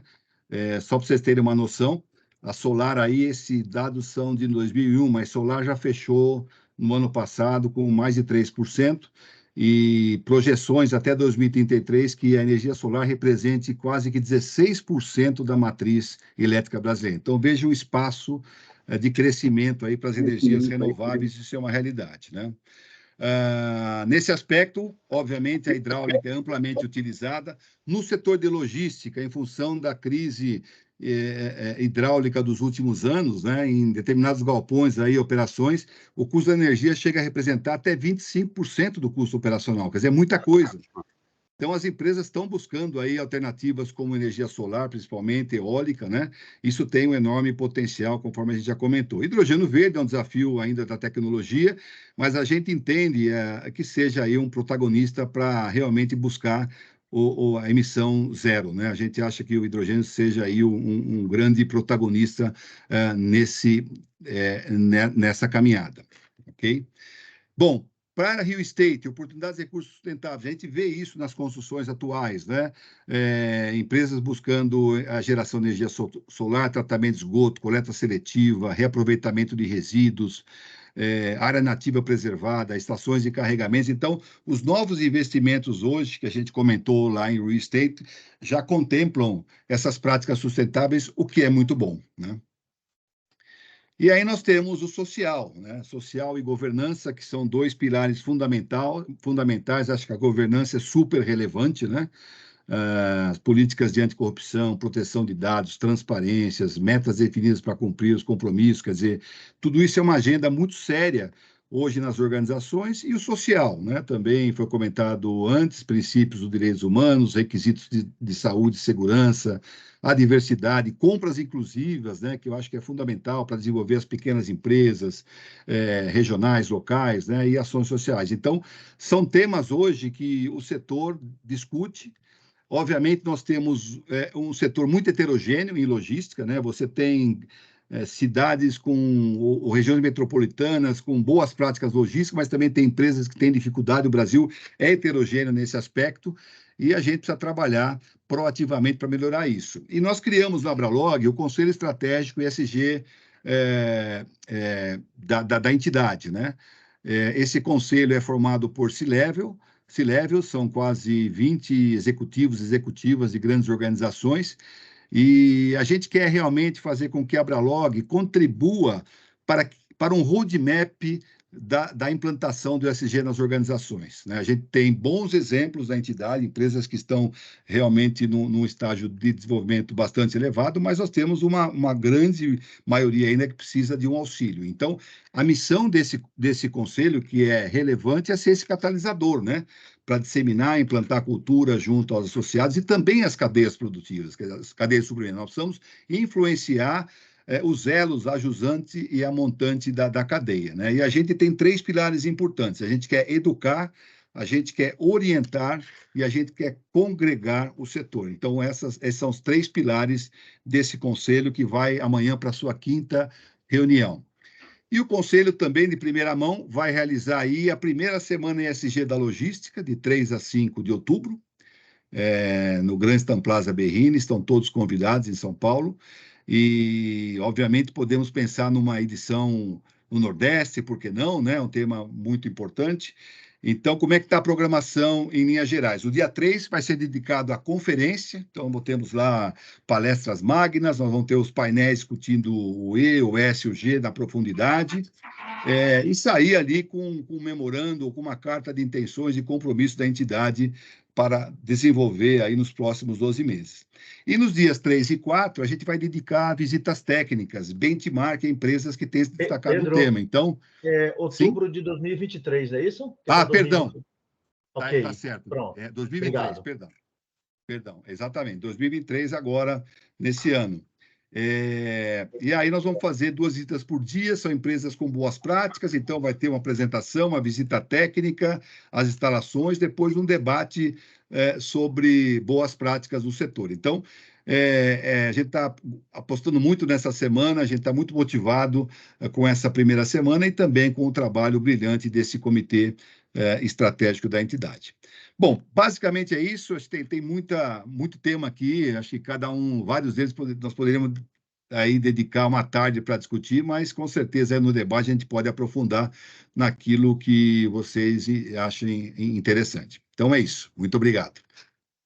Ok, Pedro, obrigado você aí também pela brilhante apresentação, pelos desafios, né? Nós estamos vendo aí que existe aí um comitê importante dando uma relevância para essa questão de ESG dentro da Abralog, e gostaríamos de aproveitar a oportunidade de dizer que nós aqui, os baianos, né, os logísticos baianos, aqueles que labutam a logística não somente na visão empresarial, mas também na visão acadêmica, nós podemos ser parceiros da Abralog aí para, digamos assim, fazer um início, né, de uma dinamização no Nordeste, começando aqui pela Bahia, principalmente por Salvador, né? Então, aproveitar aí a oportunidade para dar esse deixa para você, tá bom? Mas isso a gente, na discussão, a gente vai poder implementar, tá? Então, obrigado. Eu agora vou passar para o professor Leão, né? O professor Leão vai conversar um pouco com a gente aí agora, digamos assim, trazendo para esse mundo, o mundo das empresas, né? Alguns cases, algumas situações importantes que lidam com essa questão de transporte, movimentação de cargas que envolvem produtos da farmoquímica. Então, Pedro, desculpe, professor Antônio Leão, fique à vontade, a bola está com você. Ok, muito obrigado, Vanderlei. Boa tarde a todos, boa tarde ao pessoal que está aqui nessa mesa, boa tarde ao pessoal do CRAS, boa tarde às pessoas que estão me ouvindo. Estão me ouvindo bem? Tudo certo? Beleza? Então, vamos lá. Eu represento a parte da logística farmacêutica. E quando se fala em logística farmacêutica, a área farmacêutica é a mais regularizada que tem pela Anvisa. Então, a Anvisa ela fica em cima da logística farmacêutica porque a nossa função, o logístico farmacêutico, ele não tem clientes, ele tem pacientes. Então, a gente diz o seguinte: nós temos pacientes esperando pelo nosso produto, quer seja num laboratório químico, de análises clínicas, por exemplo, quer seja num hospital, quer seja dentro da sua própria casa ou no home care, ele está precisando daquele medicamento. Então, a logística farmacêutica, obviamente, ela está se beneficiando de tudo o que o Sérgio Maia falou e o que o doutor Pedro também. Ou seja, torre de controle está sendo implantado nas empresas farmacêuticas. O ESG está sendo difundido nas transportadoras, inclusive.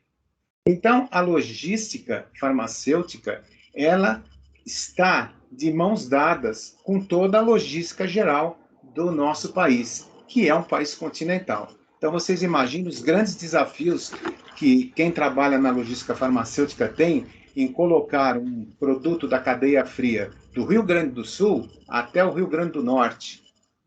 Vocês imaginem como é que é. Ah, mas sabe o que acontece? Eu coloco dentro de um avião, sai da capital do Rio Grande do Sul, vai para a capital do Rio Grande do Norte, tá tudo certo. Até aí tudo bem. Mas quando você vai para o interior do Rio Grande do Norte, como é que você faz? Você vai ter que usar uma multimodalidade. Vai ter que usar um avião, depois você vai ter que usar um caminhão. E se for em Manaus, aí você vai ter que usar o quê? Um meio fluvial, que é uma balsa. 8% das mercadorias farmacêuticas passeiam de balsa todo dia lá em Manaus, por exemplo. E eu costumo dizer que há uma definição clássica de logística, né? A logística, o que que é? É a aquisição, é a armazenagem, é a movimentação do quê? Do seu material do ponto A ao ponto B, com custo baixo e com qualidade. Essa é a clássica. Mas eu dou a logística que eu chamo de logística, digamos assim, a logística que existe agora, a logística que você vai fazer. Então, se chama arte e ciência. Por que que a logística, na definição que eu estou dando, é uma arte? Porque o logístico, ele está lá. Por exemplo, eu aqui em São Paulo, eu trabalhando numa distribuição farmacêutica, e choveu a noite toda, e eu estou aqui num bairro onde eu tenho que correr uma marginal inteira para entregar no aeroporto de Congonhas. Aí eu tenho que decidir, nesse momento, se o meu caminhão vai ficar parado num alagamento ou se ele vai participar desse alagamento e o baú vai ser inundado e eu vou perder a mercadoria. Então, chama logística de decisão. Aí eu tenho que ser um ótimo negociador. Tenho que ser um negociador para explicar para uma pessoa lá na Bahia, onde está o Vanderlei e o Sérgio, que eu não vou entregar hoje a mercadoria para ele, mesmo indo de avião, porque o caminhão não consegue chegar lá. E ela também é uma ciência. Uma ciência, por exemplo, na cadeia fria, o cold chain famoso, né? Quantos gelos eu tenho que colocar numa caixa de isopor? É só pegar a mercadoria, pôr numa caixa de isopor, colocar gelo e mandar? Não, não é assim. Você tem uma temperatura controlada de 2 a 8. Você tem que ter um design da caixa que você saiba que a quantidade X de mercadoria lá dentro, com 3 gelos recicláveis, aguenta 72 horas, que é o lead time de entrega que você precisa. Se você colocar menos gelo, aquilo ali sobe para 10, 12, o próprio produto diz perecível, perece. E se eu colocar um gelo a mais? Se eu colocar um gelo a mais, eu fico tranquilo? Não. Esse gelo, ele congela esse produto. E então, esse produto também perece. Então, vocês vejam que a logística farmacêutica, ela é muito regulada. E agora ela é regulada pela RDC. RDC, para quem não sabe, é a resolução da diretoria colegiada da Anvisa, 430/20, que agora está sendo modificada pela 653/22. Por que isso, gente? Porque agora não só os produtos de 2 a 8 graus, mas todos os produtos de 15 a 30, os medicamentos, que na maioria são 80% da logística farmacêutica, terão que ter o quê? Terão que estar em embalagens especiais para que cheguem em 15 a 30. Eu posso mandar um caminhão lá para Manaus, aqui de São Paulo, saindo com 25 graus. Ele está dentro dos 15 a 30, mas ele chega com um baú pegando fogo, como a gente fala, de 50 graus. E aí? E o meu medicamento lá dentro?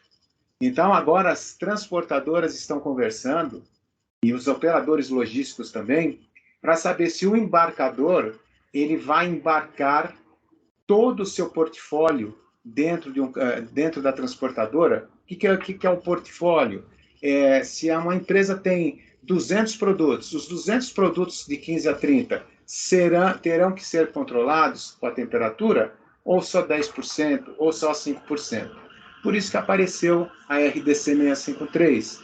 E ela está dizendo o seguinte, olha, tem que fazer um gerenciamento de risco.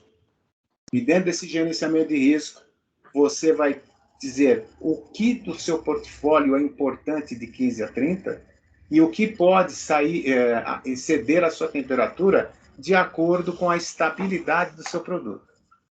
Então, esse meu preâmbulo aqui sobre logística farmacêutica é para dizer o seguinte, um dos grandes problemas no nosso país é que o medicamento chegue à pessoa, principalmente nos termos governamentais, nas UPAs, nas AMAs. Então, vocês podem ver na televisão vários e vários, como que eu posso dizer, comentários em jornais que a pessoa foi buscar lá, por exemplo, um remédio antipirético, facinho de comprar em qualquer farmácia, mas ele não tem o poder de aquisição de comprar esse remédio. Ele vai numa AMA e a AMA diz, não tenho, não recebi. Então, esse problema, a logística farmacêutica é muito atenta. E, lógico, como bem o Sérgio falou, a logística farmacêutica olha para a torre, sim, de controle. Por quê? A torre de controle, ela vai me dar exatamente, no momento que eu quiser, o quê? Aonde está a minha mercadoria, se a temperatura dela está sendo controlada, se a minha mercadoria já chegou ou está próxima de chegar no cliente. Eu tendo essa torre de controle, eu tenho isso online e on-time. E eu não preciso ficar ligando para diversos tipos de locais para saber. O cliente, por exemplo, ele pode usar a minha torre de controle para saber se a nota fiscal foi emitida. Né? Então, o cliente não precisa mais perguntar, a minha nota foi emitida? Não, ele usa a própria torre de controle e dá isso. E no ESG, o ESG para a indústria farmacêutica, ele é muito importante. No caso do meio ambiente, olha só, a gente vai poder fazer o quê? Pedir para os transportes terceirizados, ou se o detentor do registro, que é o laboratório farmacêutico, tiver frota própria, que ele tenha o quê? Uma frota de veículo sustentável. O que é uma frota de veículo sustentável? Que não polua. Né? Que mais? Tem a neutralidade do carbono, já que ele não polui, ele diminui a emissão de carbono no meio ambiente. Também ele tem o cuidado, a indústria farmacêutica, ela já tem esse cuidado, mas ela vai ter um cuidado maior com o descarte das produções farmacêuticas. Se vocês imaginem que a gente fabrica medicamentos, produtos biológicos, né? Produtos para a saúde, e há um descarte dessa produção. Então, a gente vai ter um cuidado maior com o descarte. Como também a gente vai ter o cuidado do ponto B para o ponto A, que é a logística reversa. E ainda em cima disso, no meio ambiente, existe um programa muito forte. Parece que no Norte e Nordeste não está muito desenvolvido. No Sul e Sudeste está, que é o programa da coleta de medicamentos vencidos do Last Mile. Então, o que eu faço com um medicamento que eu comprei? Um antibiótico com 30 comprimidos, tomei 10, sarei, e 20 ficaram dentro da gaveta. Aí um dia eu abro aquela gaveta, aquele antibiótico está vencido. Joga-se no lixo, joga-se no vaso sanitário. Só que não existe nenhum meio de você recuperar esse lixo ou recuperar essa água do vaso sanitário. Então, isso volta, por exemplo, talvez no banho que você vai tomar um dia, você está tomando banho de um antibiótico. Então, existe agora o programa, né, de coleta de mercadoria nas farmácias e drogarias. Esse programa são coletores de pomadas, inclusive agora está abrangendo também agulhas de injeção, e isso é coletado nas farmácias. E a própria farmácia, a Anvisa, já deu o ok para que ela mesma destrua. Então, o Last Mile vai melhorar o quê? O meio ambiente, com esse tipo de coisa.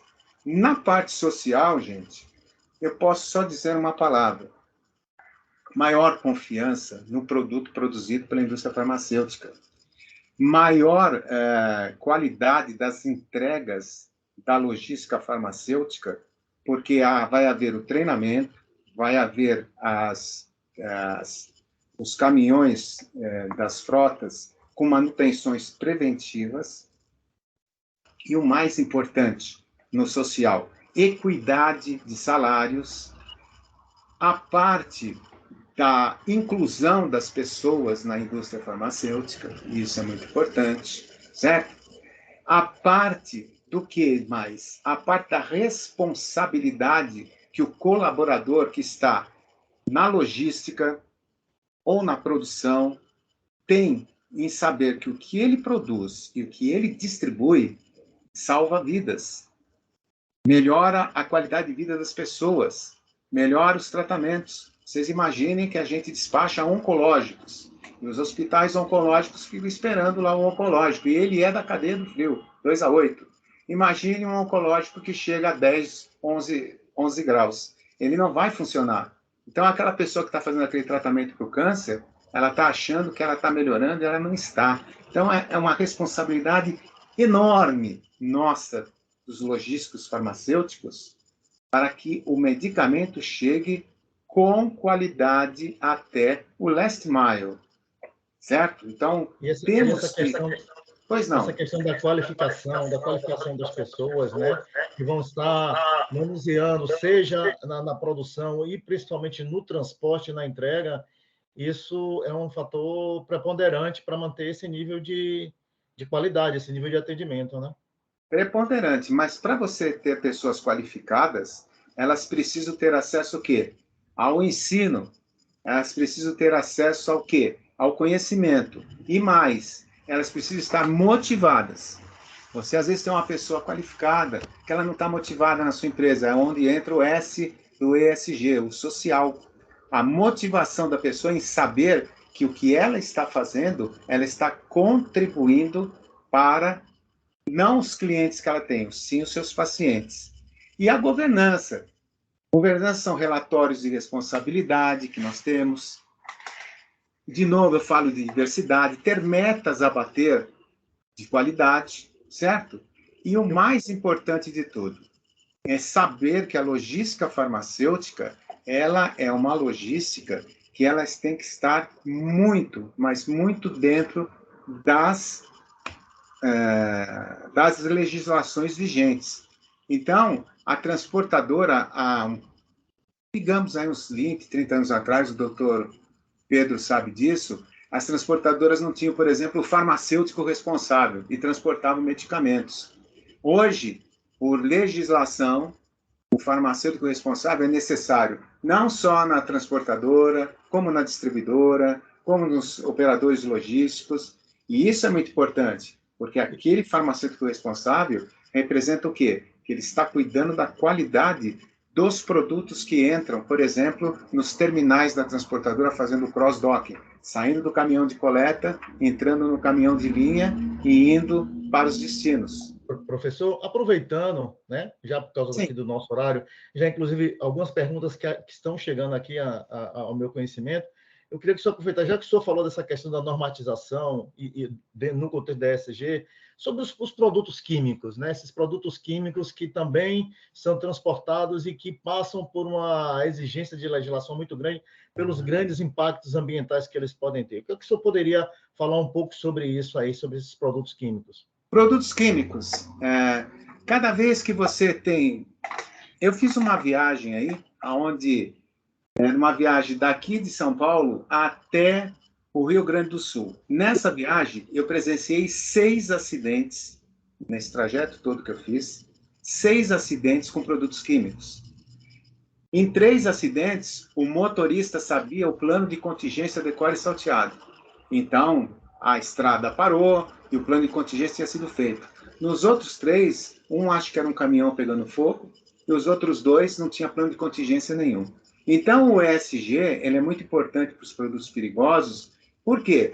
Porque a gente vai ter uma modernização de frota, começa por aí. Então, você tem caminhões tanques, vocês têm caminhões trucks, baú 608, transportando produto químico.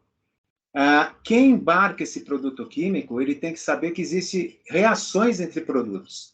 Então, em aviões, por exemplo, não pode embarcar 2 produtos químicos com qualidades diferentes, porque senão eles reagem, e isso pode causar um baita de um acidente. O que mais que a gente tem? O melhor treinamento dos motoristas. Então, os motoristas são treinados aonde? São treinados como os condutores de produtos químicos, né? Maiores investimentos nas empresas que fazem o plano de contingência. Então, melhores planos de contingência, mais rápidos.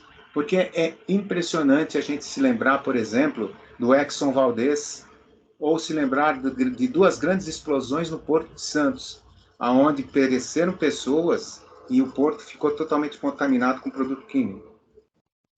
E o fator tempo. No produto químico, o ESG é muito importante, principalmente o G de governança, porque o tempo é fundamental. Dependendo do tempo que você demora para estabelecer um plano de contingência num acidente, é a diferença entre o seu sucesso e o seu fracasso. Me permita, professor, me permita, já nesse contexto de gestão de riscos que nós estamos falando aqui, eu gostaria de fazer uma pergunta que chegou aqui também para o doutor Pedro, como ele vê essa questão, olhando o transporte de cargas e olhando o ESG, a gestão de riscos, no que envolve, por exemplo, essas questões de sinistro, a questão dos custos envolvidos, como que essa gestão de risco ela pode ser trabalhada na questão dos transportes. Queria ouvir sua opinião, doutor Pedro. Bom, a parte de gestão de riscos ela é fundamental dentro da administração logística, né? É impossível você pensar em logística sem essa gestão. Então, é importantíssimo ter uma equipe dedicada a isso, né? É importante fazer um mapeamento do processo de toda a cadeia de suprimentos, entender os gargalos, as restrições, né? E, obviamente, ter ações mitigadoras para evitar que esses riscos aí se tornem realidade e prejudiquem a imagem da empresa e a comunidade de uma forma geral. Então, é um tema que tem crescido, acho que está totalmente plugado no tema ESG, né? Professor Leão comentou isso, né? No pilar governança, principalmente. Então, as empresas, mais do que nunca, têm que colocar na agenda esse tema e levar muito a sério e trazer especialistas, né? Você tem ótimos especialistas no mercado, ou através de consultoria, ou através da contratação de profissionais capacitados, né? Então, tem que colocar na gestão isso, não tem forma, né? E o Brasil tem aí um país dimensões continentais, né? 60% do nosso modal é rodoviário, a nossa frota tem uma idade média elevada, né? Você chega aí a mais de 25 anos, né? Não são todas as empresas que conseguem renovar a frota a cada 5 anos, acho que o Sérgio comentou sobre isso também. Então, não tem jeito, e buscar parceiros, né? Eu acho que a hora da contratação, né? O embarcador tem que saber contratar parceiros sérios, idôneos, né? Que estão comprometidos com o meio ambiente, né? Então, acho que esse é um caminho tudo inevitável. Isso vai repercutir no custo do frete, né? O custo final do frete ele vai estar totalmente, digamos assim, influenciado, né, por uma boa gestão de risco, né? Eu gosto muito dessa área, né? Não só risco no transporte, mas na armazenagem, né? Quando você gerencia o risco, você mitiga, você diminui muito a possibilidade de impactos financeiros, né? Então, você está correto, né? Investir em gestão de risco reduz custo ao final, né? Não tem jeito, é matemático, né? E as empresas precisam colocar isso, né? Queria aproveitar e levar lá uma pergunta para o Sérgio, dizendo o seguinte: e as torres de controle, né? Como é que essas torres de controle podem ajudar na redução desses riscos, na redução das taxas de acidente, na melhoria dos custos de frete? Como é que a torre de controle pode ajudar? Fala aí um pouquinho, Sérgio. Não, vamos lá. As torres de controle, elas têm muitos indicadores, né? Que você, na verdade, né? Você está falando da parte de risco, né? Ele, como eu falei, fadiga, ele consegue identificar fadiga de motorista, direção perigosa, né? Freadas bruscas, enfim, ele tanto vê a questão do para-brisa quanto do retrovisor, né? Com câmera, você pode botar a câmera tanto na frente, geralmente eles botam, né, dentro da cabine e fora também, ou no fundo do baú para poder mitigar riscos, né? E na parte do gris, né? Justamente de risco realmente.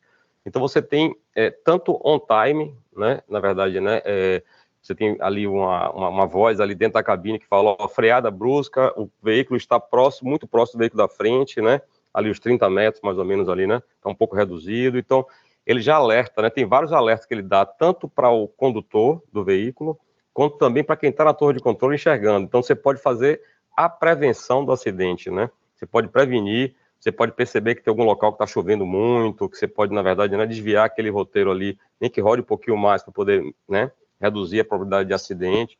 Então, por indicadores, por sensores, né, você consegue enxergar tudo isso aí, né, e realmente você consegue prevenir. Lógico, acidente, o nome mesmo já está dois, né, acidente é acidente, né, então tem casos e casos, né. Tem produtos até químicos, eu estava até lendo há pouco tempo sobre isso aí, o professor Leão é muito, né, expert nesse assunto, que reagem com água, né? Então, assim, imagina, o produto químico está sendo transportado dentro de um recipiente que não é um container lacrado ali, enfim, né, no cider, por exemplo, né, com o caminhão aberto, né, e ele ali está ali, choveu, reagiu com água, ele explode, é uma bomba realmente aquilo ali. Então, a torre de controle realmente tem essa probabilidade de ser realmente mitigar, você conseguir, com dados, enxergar um pouco à frente, né? Tanto vendo o... Eu vou voltar de novo para daqui a pouco para o professor Leão, que eu sei que o senhor quer dar uma contribuição, mas isso que o Sérgio falou, olha que só quais são as possibilidades que nós temos, né? No momento em que você usa um sistema de monitoramento, usando essa técnica, essa prática da torre de controle, em que você tem um conjunto de sistemas embarcados georreferenciados que podem te dar a informação em tempo real, por exemplo, pode prevenir o motorista que ele vai entrar numa zona, por exemplo, de chuva, de desmoronamento, com certeza, algum outro tipo de risco. Então, essas informações em tempo real, elas acabam trazendo uma prevenção importantíssima, né? Então, acho que o que a gente ainda tem a explorar, na verdade, nesse universo, ainda é muito pouco do que ele pode oferecer, né? Mas eu queria voltar... Só complementar, Vanderlei e Sérgio, né? Eu acho que está perfeita a análise do Sérgio, mas reforçar que o Brasil hoje tem tecnologia suficiente, né, para você implantar a torre de controle. Obviamente, você precisa trabalhar os 3 pilares, né, que é processo, pessoas e tecnologia, saber aplicar corretamente, mas nós temos aí... E os custos têm caído. Falar em tecnologia no Brasil há 10, 15 anos, era difícil você buscar um retorno do investimento. Hoje, os custos estão caindo e vão cair ainda mais, né? A digitalização, toda essa corrida aí tecnológica, o 4.0, vai fazer com que surjam novos players, os atuais têm que buscar soluções mais econômicas. O Brasil é líder em telemetria, né? O Nelson Piquet, trazendo autotrack, foi pioneiro nisso, né? Perfeito. E como é importante a telemetria, quer dizer, você consegue controlar muita coisa, reduzir muito acidente, né? Então, as empresas precisam prestar atenção e criar, se não tem a torre de controle, criar um comitê interno para começar a falar sobre isso, né? Então, vamos voltar então só para o pegando o gancho, ele quer dar uma contribuição nesse contexto também. Fica à vontade, professor Leão. Não, eu ia dizer que, pegando os ganchos dos 2 nobres colegas, é o seguinte, gerenciamento de risco a gente tem que fazer em tudo. Então, na logística farmacêutica, além do gerenciamento de risco contra roubos, contra explosões, acidentes, a gente faz o gerenciamento de risco de qualificação de rota, de temperatura de rota, para saber se o nosso medicamento ele vai chegar na temperatura preconizada, 15 a 30, 2 a 8, ou se for uma vacina como a da Pfizer, que era menos 70, certo? E isso é muito importante. A torre de controle, ela vai ajudar a gente saber exatamente em que fase está a nossa mercadoria farmacêutica e qual a temperatura que ela está sofrendo naquele momento, podendo-se até interromper a logística naquele momento, dizendo, olha, não adianta entregar porque não vai funcionar. Isso é muito importante. E uma outra coisa que eu queria dizer, a condição das nossas estradas. Então, as nossas estradas, olha, o Brasil tem uma condição de estrada muito precária. Tem estradas onde passa um veículo por vez. Se vocês me perguntarem onde está a Transamazônica, eu não sei, porque a Transamazônica ela existe na Amazônia e existem tratores que puxam o caminhão pela lama e quando chove ninguém passa porque atola. E esse problema é muito sério. Então, a torre de controle vai alertar os motoristas o seguinte, a rota que você vai fazer, existe uma estrada que está com problema. E outra coisa, também o problema de segurança, roubo de carga. Existem cidades no Brasil, aqui mesmo, interiorzão de São Paulo, que existe uma delegacia com um delegado e um policial. Então, não tem um policiamento ostensivo para uma frota passar naquela cidade ou perto daquela cidade. Né? Essa é o gerenciamento de risco de prevenção. Então, existe o gerenciamento de risco de qualidade da mercadoria, existe o gerenciamento de risco de prevenção, existe gerenciamento de risco contra roubos, contra acidentes. E isso é muito importante. E o ESG vem ajudar nesse tipo de coisa, porque a gente tem que pensar o quê? No meio ambiente, a gente tem que pensar no social e a gente tem que pensar na governança. Como é que nós vamos administrar tudo isso? Né? Ok. Só Obrigado, provocando um pouquinho, Vanderlei. Rapidinho, aproveitando só esse gancho. Eu quero partir agora, daqui a pouco, para o G da governança, mas pode concluir, Não, Sérgio. mas Tá bom. vai ser bem rápido. Não, assim, o SG, que Pedro foi belíssimo na explanação dele, né? Foi bem cirúrgico ali, né? E Leão, né? Eu sou fã, na verdade, de Leão, aprendo muito com ele aí, também complementou muito bem aí o assunto. Mas, na verdade, é o seguinte, o SG, ele depende muito da governança, né? Se a governança não está engajada, não está, na verdade, né, ali tentando influenciar que isso aconteça, não vai andar, né? Não vai andar. A gente ouve, né? Eu estava até conversando com um grande amigo meu, aqui baiano, que você deve até conhecer aqui, o Fábio Rocha, né? Que é um especialista em SG, aqui na Bahia, na verdade. Né? Ele estava até comentando, na verdade, essa questão de, tipo assim, não precisa, às vezes, né, nem criar, nego, vou criar uma caixinha, vou criar um organograma. Não precisa, vamos montar um comitê, vamos começar a trabalhar com isso, né? E quebrar alguns paradigmas, né? Assim, né? Alguns paradigmas que o pessoal fala, né? Tipo assim, nego acha que SG é coisa de ativista, né? Por exemplo, né? Sabe que isso acontece, né? Nego fala sobre isso, na verdade, né? No impacto em resultado, né? Acham que é secundário e tal. Enfim, é quebrar, desculpa até o termo, até um pouco de ignorância sobre o tema, realmente, né? Achar que tem, aí vão lá para a política, um estado paralelo que tá, não tem nada a ver uma coisa com a outra. SG realmente é uma coisa que é presente, é real, é preciso as pessoas focarem nisso, na verdade, né? Pela própria existência do próprio mundo, na verdade, não é só do Brasil, na verdade, do mundo. Então vamos entender um pouco mais sobre isso aí, né? Para não falar... Aproveitar, Sérgio, eu quero lhe fazer aqui uma provocação aqui, tá? Opa, É o seguinte, isso é bom, eu gosto, só. hein? Se a alta liderança, veja só, se a alta liderança acabar tomando decisões por feeling, por falta de visibilidade de dados inteligentes, a torre de controle resolve essa questão? Boa pergunta, boa pergunta. Eu acho que essa questão do feeling, isso acontece, sabe que acontece muito, né? O empresariado, principalmente o de menor porte, né? Isso acontece no empresas multinacionais, de grande porte, que já tem a oportunidade de trabalhar. Assim, você trabalhar sem olhar dados, sem olhar informações, né? Para tomar decisões pelo feeling, eu sempre fiz assim, então assim, isso realmente está fadado ao fracasso, né? Realmente aí realmente aí é um menos um, na verdade. Eu acho que isso aí não tem nenhum princípio, nenhum propósito, né? De perdurar. Isso é uma empresa que vai destinar essa questão do filho. Isso não existe. Eu acho que hoje, como o Pedro comentou muito, a tecnologia está muito realmente, né, em voga, está mais barata. Seu microfone fechou, viu, Sérgio? Foi sozinho aqui. Então, bom, só para reforçar, é questão de dados e informações. Eu acho que, né, sem dados, sem informações, você não pode tomar decisão. Né? Qualquer coisa fora disso aí, na verdade, né, é tiro no escuro, na verdade. Né? Na verdade, então, não existe. A torre de controle... puder colaborar no que você falou, assim, não é somente você ter instrumentos tecnológicos para fazer essa medição, para fazer esse acompanhamento, mas é preciso que você tenha as práticas organizadas nas empresas para que esses instrumentos tecnológicos estejam à disposição na tomada de decisão.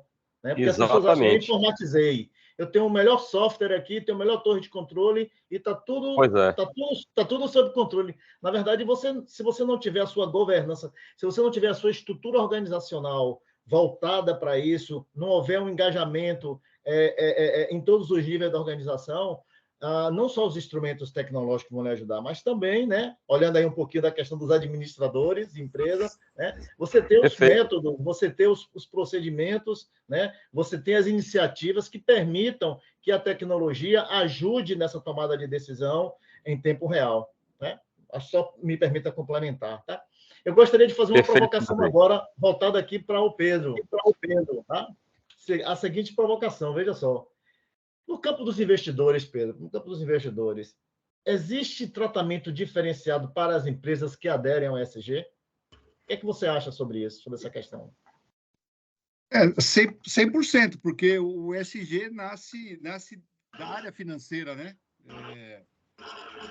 Ganha atração junto à área financeira, né? Onde você busca aí... Está um pouco baixo, viu? Está um pouco baixo. Está baixo? Está melhor agora? Melhorou. Porque a ESG nasce do mundo financeiro, né? Essa é a proposta lá atrás dos investidores. Quer dizer, entender um pouquinho o mercado, quais são os setores, as cadeias produtivas, empresas que têm esse viés de governança, de comprometimento com o meio ambiente, com o social, né? E hoje é questão básica, né? Os investidores olham muito isso, não vão colocar dinheiro em empresas que não têm uma certa governança, que pensam no meio ambiente, que pensam no social. É pré-requisito, tá? Vai conseguir dinheiro? Vai, mas vai conseguir dinheiro um pouco mais caro, né? As empresas que têm ESG na sua estrutura, e foi colocado bem, né? A alta administração tem que apoiar, né? Não adianta ter ações isoladas, ações de marketing, tem que ser aí um top-down mesmo, conselho, alta direção, gerência, colaboradores, com metas bem definidas, né? Então, eu acho que isso é uma situação básica, tá? ESG é sim um fator de redução das taxas aí, de buscar investimentos a custos menores, né? A juros menores. Ok.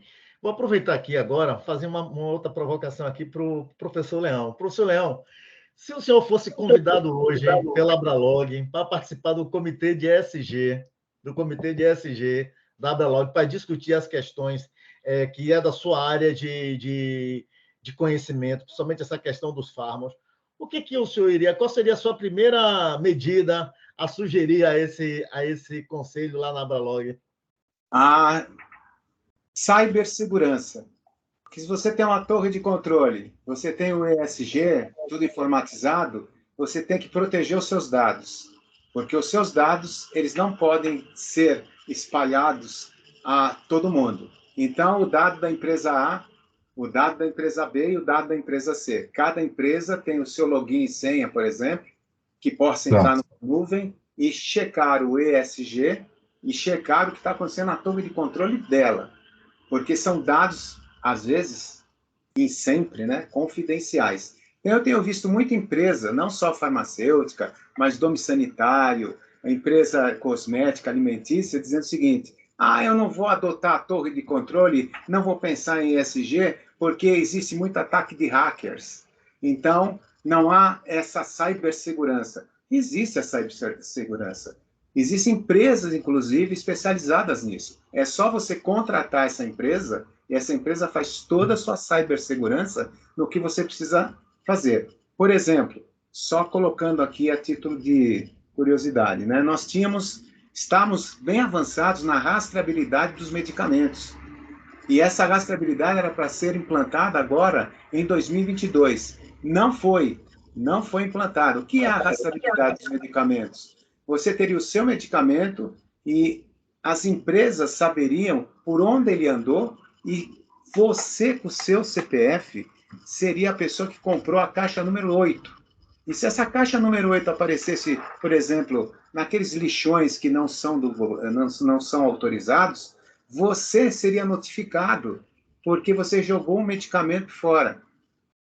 Por que não está andando isso? Por causa da cibersegurança. As empresas estão dizendo o seguinte: mas nós vamos mandar todas as informações nossas para um único equipamento, e esse equipamento, meu concorrente vai ler o quanto eu estou faturando. Então, parou nessa história aqui. E está parada no Congresso Nacional com 2 subleis que estão para serem aprovadas. Até agora está parado esse rastreamento de medicamentos, que no mundo todo já existe e funciona bem. Então, eu entraria para o doutor Pedro perguntando: como fica a história da cibersegurança no ESG? E também perguntaria para o Sérgio, e na torre de controle. Ok. Bom, eu não vou... doutor Pedro não precisa responder agora, mas se quiser, fique à vontade, tá certo? Mas a gente iria fazer uma provocação para o Sérgio ali em um outro tópico, mas fique à vontade se o senhor quiser complementar o que o professor Leão falou aí sobre a cibersegurança, doutor Pedro. Falou tudo, né, o professor Leão, né? Tem que fazer parte da agenda para entupiar a governança, né? Informação hoje é um grande patrimônio das organizações, né? Então, tem que investir, não tem jeito. Isso é parte importante do processo, né?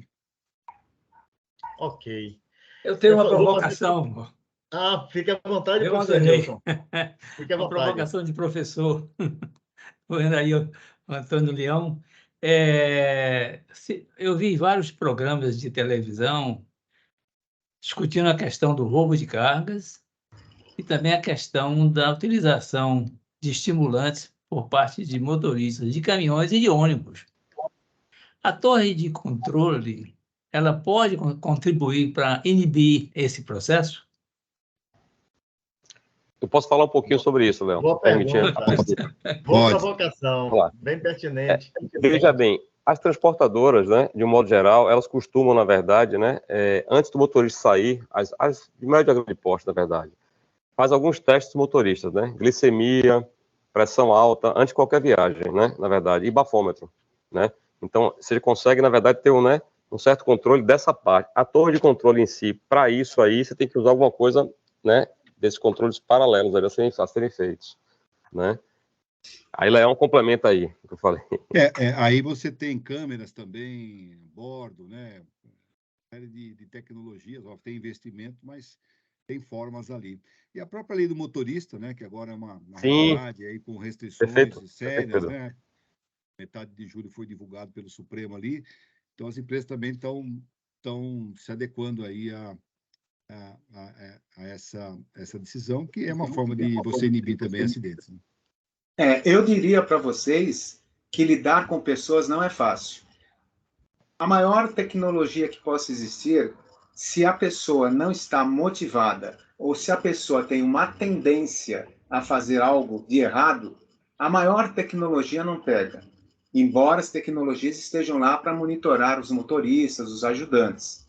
Eu acho que o princípio básico de tudo isso, agora falando não como logístico, mas como gestor de pessoas, é a conscientização de que você é o condutor do veículo, que você é responsável pela sua vida, a vida do seu ajudante e a vida das pessoas ao seu entorno.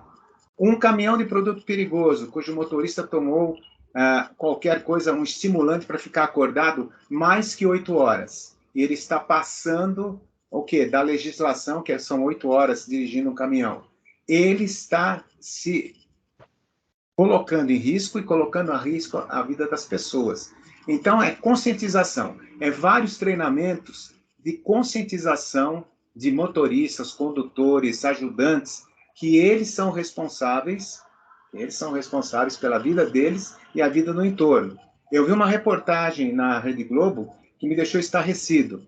Ou seja, era um caminhão que tombou da indústria alimentícia, ele estava cheio de carne dentro. O motorista morreu. As pessoas que moravam no entorno pisavam no cadáver do motorista para pegar a carne e levar embora para casa. Então, não há conscientização de que aquilo não é deles, aquilo é um roubo que eles estão cometendo. E tinha os agentes da Polícia Federal da estrada, eles eram 6, 7, as pessoas eram 200, 300.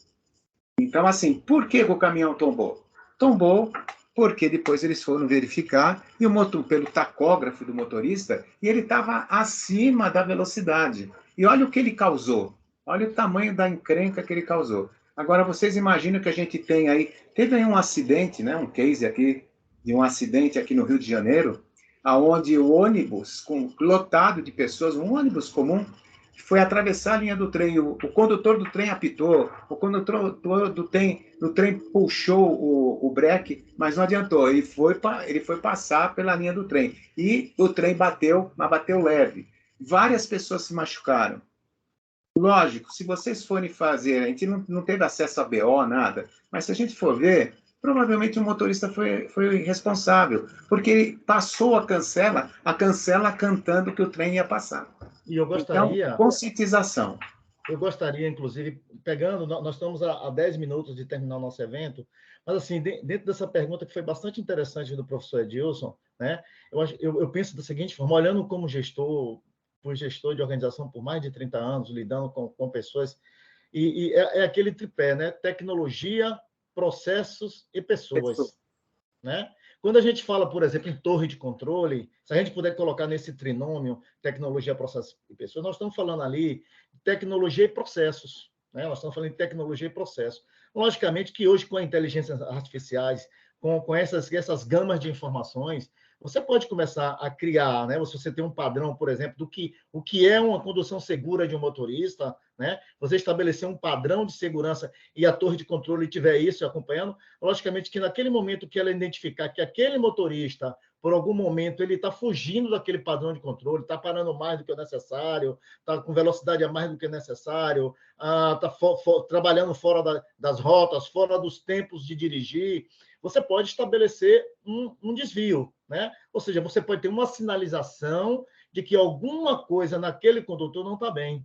Mas a grande questão, realmente, por mais tecnologia que você tenha, o investimento nas pessoas, que é isso que o professor Leão trouxe, o investimento nas pessoas, na qualificação, na valorização, de dar a ele exatamente qual é o valor, qual é a responsabilidade que ele tem dentro desse processo, o colocar como um ente principal em todo esse ciclo logístico, né? Que é a gestão das pessoas. Logicamente que a gente, não estou dizendo que os acidentes vão deixar de ocorrer, mas as possibilidades, as probabilidades de ocorrência de acidente diminuirão bastante. Mas esse é um assunto muito importante, né? Eu gostaria, nós estamos aqui há 9 minutos, fazer uma pergunta aqui. Eu gostaria de uma pergunta para o Pedro e para o Sérgio. A primeira, para o doutor Pedro. Qual é a análise que podemos fazer do ESG sobre a perspectiva dos clientes? Como é que os clientes veem o ESG e o que é que impacto isso tem para a empresa, da visão do cliente, a empresa que adota o ESG, como que o cliente se comporta? Qual é essa visão? Qual é a visão que você tem, Pedro, sobre isso? Está fechado o seu microfone. Boa pergunta. Hoje, os clientes estão engajados nesse processo, há um crescimento desse engajamento, né? E isso é seletivo, né? Isso é muito seletivo, né? Você tem grandes empresas brasileiras, capital fechado, fazendo grandes trabalhos em ESG, né? Não quero citar nomes aqui, mas grandes trabalhos, capital aberto também, né? E o mercado está atento a isso. E esse movimento deve crescer nos próximos anos, né? Será seletivo para escolha, compra de um produto, sem dúvida alguma. Já é, né? Você tem aí alguns eventos, que é o pessoal do vinho lá no Sul, com o trabalho escravo que aconteceu recentemente, você tem outras práticas, isso, a mídia está muito em cima disso. Hoje a informação, ela corre rapidamente, né? Então, é um Big Brother aí acompanhando aí a vida das organizações. Então, não tem jeito, as empresas que primam pelo ESG, pelas práticas, né, elas vendem mais, o mercado recebe mais. Eu acho que é condição hoje do negócio, né? Não é querer ou não, tem que estar dentro da filosofia na gestão das organizações. Ok. O Sérgio quer contribuir sobre isso? Sérgio, fica à vontade. Não, eu queria somente aproveitar a pergunta do professor Gilson, foi muito boa, na verdade, nessa questão de, né, prevenção de acidentes, essa questão de tóxico, né, sendo usado para poder ficar rebite, não sei o que e tal. Tem algumas coisas que o próprio governo em si poderia, né, eu falo governo de modo geral, sem politizar nada aqui a questão, mas assim, os motoristas são submetidos a exames toxicológicos, né, categoria D e categoria E, né, na renovação de carteira, a cada 2 anos e meio, mais ou menos, eles são obrigados a fazer toxicológico. Mas por que, na verdade, só categoria D e categoria E? Por que não categoria A, categoria B, categoria D e categoria E? Todo mundo. Há algum interesse, na verdade, né, em que, né, quem está em categoria A e categoria B possa usar, né, as drogas, na verdade, né, de forma um pouco... Então, assim, há algumas coisas um pouco ainda estranhas, assim, né, que poderiam ser, né, só um ponto, um registro que eu faço disso aí, né, que eu acho importante, que era para todo mundo. É muito importante para o motorista, sim, isso acontecer. Mas o categoria A e o categoria B, também sim, né? Se o cara quer fazer alguma coisa, né, de uso de droga, ok, não é problema nosso. Mas ele não pode dirigir carro também, entendeu? Ele tem que estar ali, se for pego, ele tem que ser, né? Porque ele pode matar a vida, pode matar pessoas, na verdade, né? Só uma provocação que eu faço aí, nesse sentido. Beleza. Bom, nós estamos a 5 minutos de... Obrigado, viu, Sérgio? Obrigado pelo esclarecimento. Nós estamos a 5 minutos. Eu gostaria de fazer uma última pergunta a você, Sérgio, e aí a gente responder e a gente passar de volta para o CRA fazer o fechamento. A pergunta é o seguinte: eu sou de uma empresa que não é de transportes. Eu posso ir com a torre de controle? Pronto. A torre de controle, na verdade, a finalidade dela é para o transporte realmente, né, de cargas, né? Ela é especificamente para esse tipo de segmento, né? Então, assim, para outro tipo, né, devem ter outros softwares, outras, né, aplicações, mas a torre de controle em si é para o transportes, né? Para o transporte, específica, né? Ok. Uma dúvida, né? Pode ser uma besteira, mas é uma dúvida de algumas pessoas que não são da área, na verdade, né? Então, sabe por quê? Sabe por que que essa pergunta surgiu? Pelo seguinte, logicamente que a torre de controle ela veio muito por essa questão das demandas das empresas, dos operadores logísticos, inicialmente muito influenciado pela busca da redução do custo de frete e dar um Sim. diferencial. Mas a gente vê que as possibilidades são inúmeras, mas é que isso me lembrou os famosos painéis de monitoramento do Balance Scorecard, né? do Capri Muito bom. Norton, Ferramenta que eles estratégica. trazem o monitor, a história do farol, né? Eles trazem a Sim, história do sim. farol, se está vermelho, se está amarelo, se está verde. Então, Perfeito. talvez aí, numa próxima discussão, a gente pode até pensar sobre isso, Não, como que o quem Balance perguntou isso, Scorecard, perguntou bem. É. como o Balance Scorecard pode trazer influência na melhoria do desempenho dos processos logísticos. Mas isso a gente deixa aí para uma próxima live, né? Então, eu acho que agora são 4 minutos para as 18 horas, obedecendo aí todo o processo do tempo. Eu gostaria de agradecer imensamente aí aos 3 palestrantes que agora se tornaram amigos, né? E ao professor Edilson, que está aqui presente até o final, também atento, perguntando, botando a gente na parede com as perguntas aí, né? Então, eu gostaria de agradecer a todos, tá certo? E colocar aí o CRA para poder fazer o fechamento final aí do nosso encontro, ok? Carolina. Boa tarde. Gostaria de aproveitar e agradecer a todos que estão presentes. Gostaria de agradecer ao professor Vanderlei, ao Pedro Moreira, ao Sérgio Maia, ao Antônio, pela tarde de muito conhecimento. E aproveito também para pedir que siga as redes sociais. Ok. Professor Edilson, o senhor quer fazer uma palavra final para a gente aí, professor Edilson? Fique à vontade. Olha, como eu disse, sou um professor aí de muitos anos, né, na UFBA, na UFSAL, nessa área de administração. Eu sempre gostei muito da questão da logística, sempre gostei, sabe? A gente roda aqui, roda lá, vai não sei aonde, visita outros países, sempre a logística está considerada. Eu fiquei pensando aí, como você estava discutindo a questão do transporte terrestre, tem um transporte aéreo, que é de uma altíssima responsabilidade. Eu costumo de dizer, eu entro no avião com muito mais tranquilidade que quando eu entro no táxi aqui em Salvador. Eu sei que o comandante, o copiloto, eles estão perfeitamente preparados para aquela missão, porque a vida deles também está em jogo, não é isso?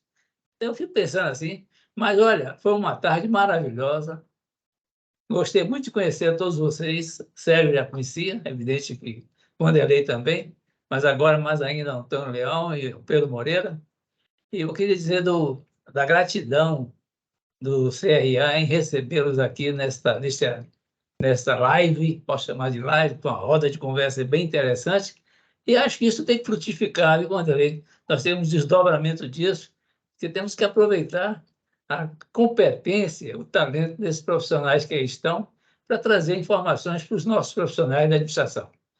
É um mercado de trabalho que está aí dependendo de muita possibilidade de presença dos nossos profissionais, e realmente, em meu nome, em nome do presidente Márcio Oiticica, da diretora Elisângela Julião, queremos muito, e Vanderlei também, né? Queremos muito agradecer a todos vocês por essa tarde, que foi realmente de muito aproveitamento, de muito encanto, e com certeza muitos conhecimentos chegaram para todos nós aí. Muito obrigado mesmo a vocês, tenham uma boa noite e nos veremos mais adiante em outras oportunidades. Ok. Vanderlei, E você foi lembrando que magistral na condução, viu? Ok, obrigado, professor. E lembrando que o evento vai ficar gravado no YouTube, né, no canal do CRA, né, para que as pessoas possam ter acesso, os que estão aqui ou os que não assistiram. E, mais uma vez, agradecer aí a vocês aí e dizer o seguinte, que nós podemos, sim, abrir novas oportunidades, novos caminhos para termos novas mesas redondas com outros temas, né? O CRA, através do Núcleo de Estudo de Administração da Produção e Logística, vai estar à disposição de vocês para que a gente possa, para que possamos discutir temas que sejam de interesse de todos. Mais uma vez, obrigado, um grande abraço, que Deus proteja a todos e até a próxima. Boa noite. Boa noite.